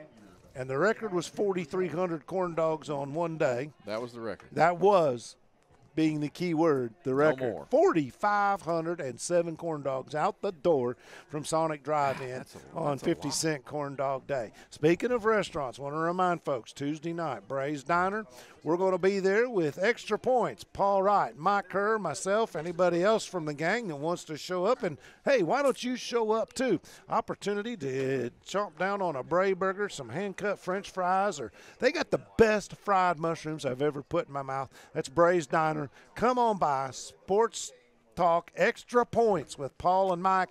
We'll be there 6:30 Tuesday night. You just be there. Just come by, say hi, and Just all come of that. by. Yeah. Howard even said he'd give me a spatula and let me flip a few burgers for him. So just want to remind people all of that. That's worth coming by, right? You got some numbers for us? I do, finally. All right. I finally have some. I have some stats. I hope they're pretty close. I have for the totals. I'm going to give you the total stats, Bob. First downs. I'm going to do all Somerset's first. We have 19 first downs. Good night for them offensively. They had looking at 315 yards rushing on the ground. Sharon total was 11 for 17 for 165 yards in the air. Total yardage was 470 yards. A very good night for them. Penalties were 80 yards. They tacked on a few of those late in the fourth quarter. We talked about a little bit of a sloppy play there at the end, but that's understandable. And we also had for Williamsburg, they had total tonight was 11 first downs, 89 yards rushing, 11 for 18 for 115 yards with Ponder, 204 yards total offense, 45 yards of penalties. They did have 49 yards of kickoff returns. But the key here, I really think, was Somerset's defense really playing aggressively, too, and relaxed in the second half. Once they got a little bit of lead, put a little pressure on Williamsburg's offense to have to try to make big plays. And that really helps your defense to play downhill in pursuit. And I think it really took them out of rhythm in the second half. That's my thoughts. That all you got? That's all I got right now. All right, sounds good. I might be able to find something else in a few minutes. What about Alex Miller?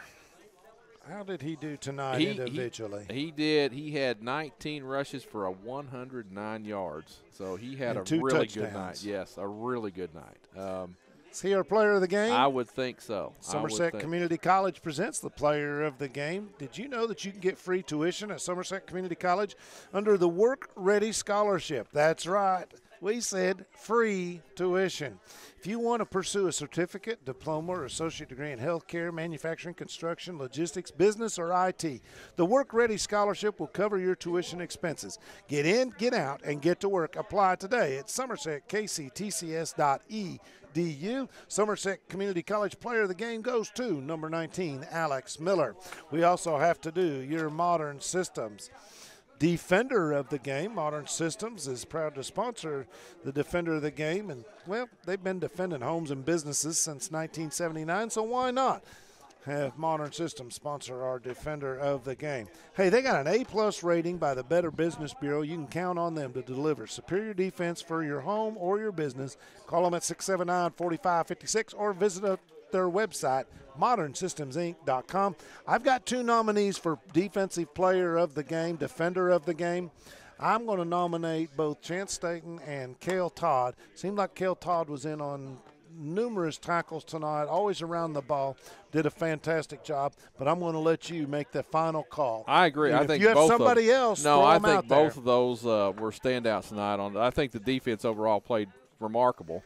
And they needed to. We talked about that before the game. They needed to control the line of scrimmage and not give up the big play, and they did that tonight. And I really, really think that second half, once Somerset got a little bit of lead and they could breathe a little easier and they could come after him because they knew he was going to throw the ball a little bit more, I think it really set them up, and he's a good choice tonight for player of the game, defensive player of the game. All right, Defender of the game then, Cale Todd. For Todd. Somerset, we want to congratulate Cale Todd, the 5'8", 230-pound junior linebacker. Got the start tonight and showed that he was well deserving of that. You've been listening to Quick Care Walk-In Clinics High School Football presented by Don Franklin Family of Dealerships.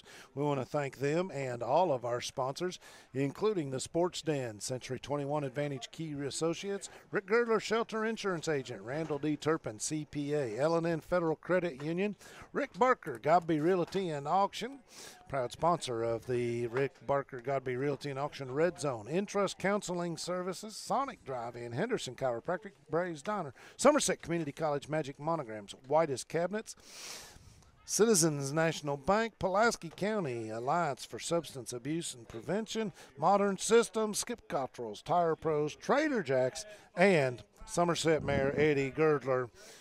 Wishing the Jumpers good luck all season long, paid for by Mayor Eddie Girdler.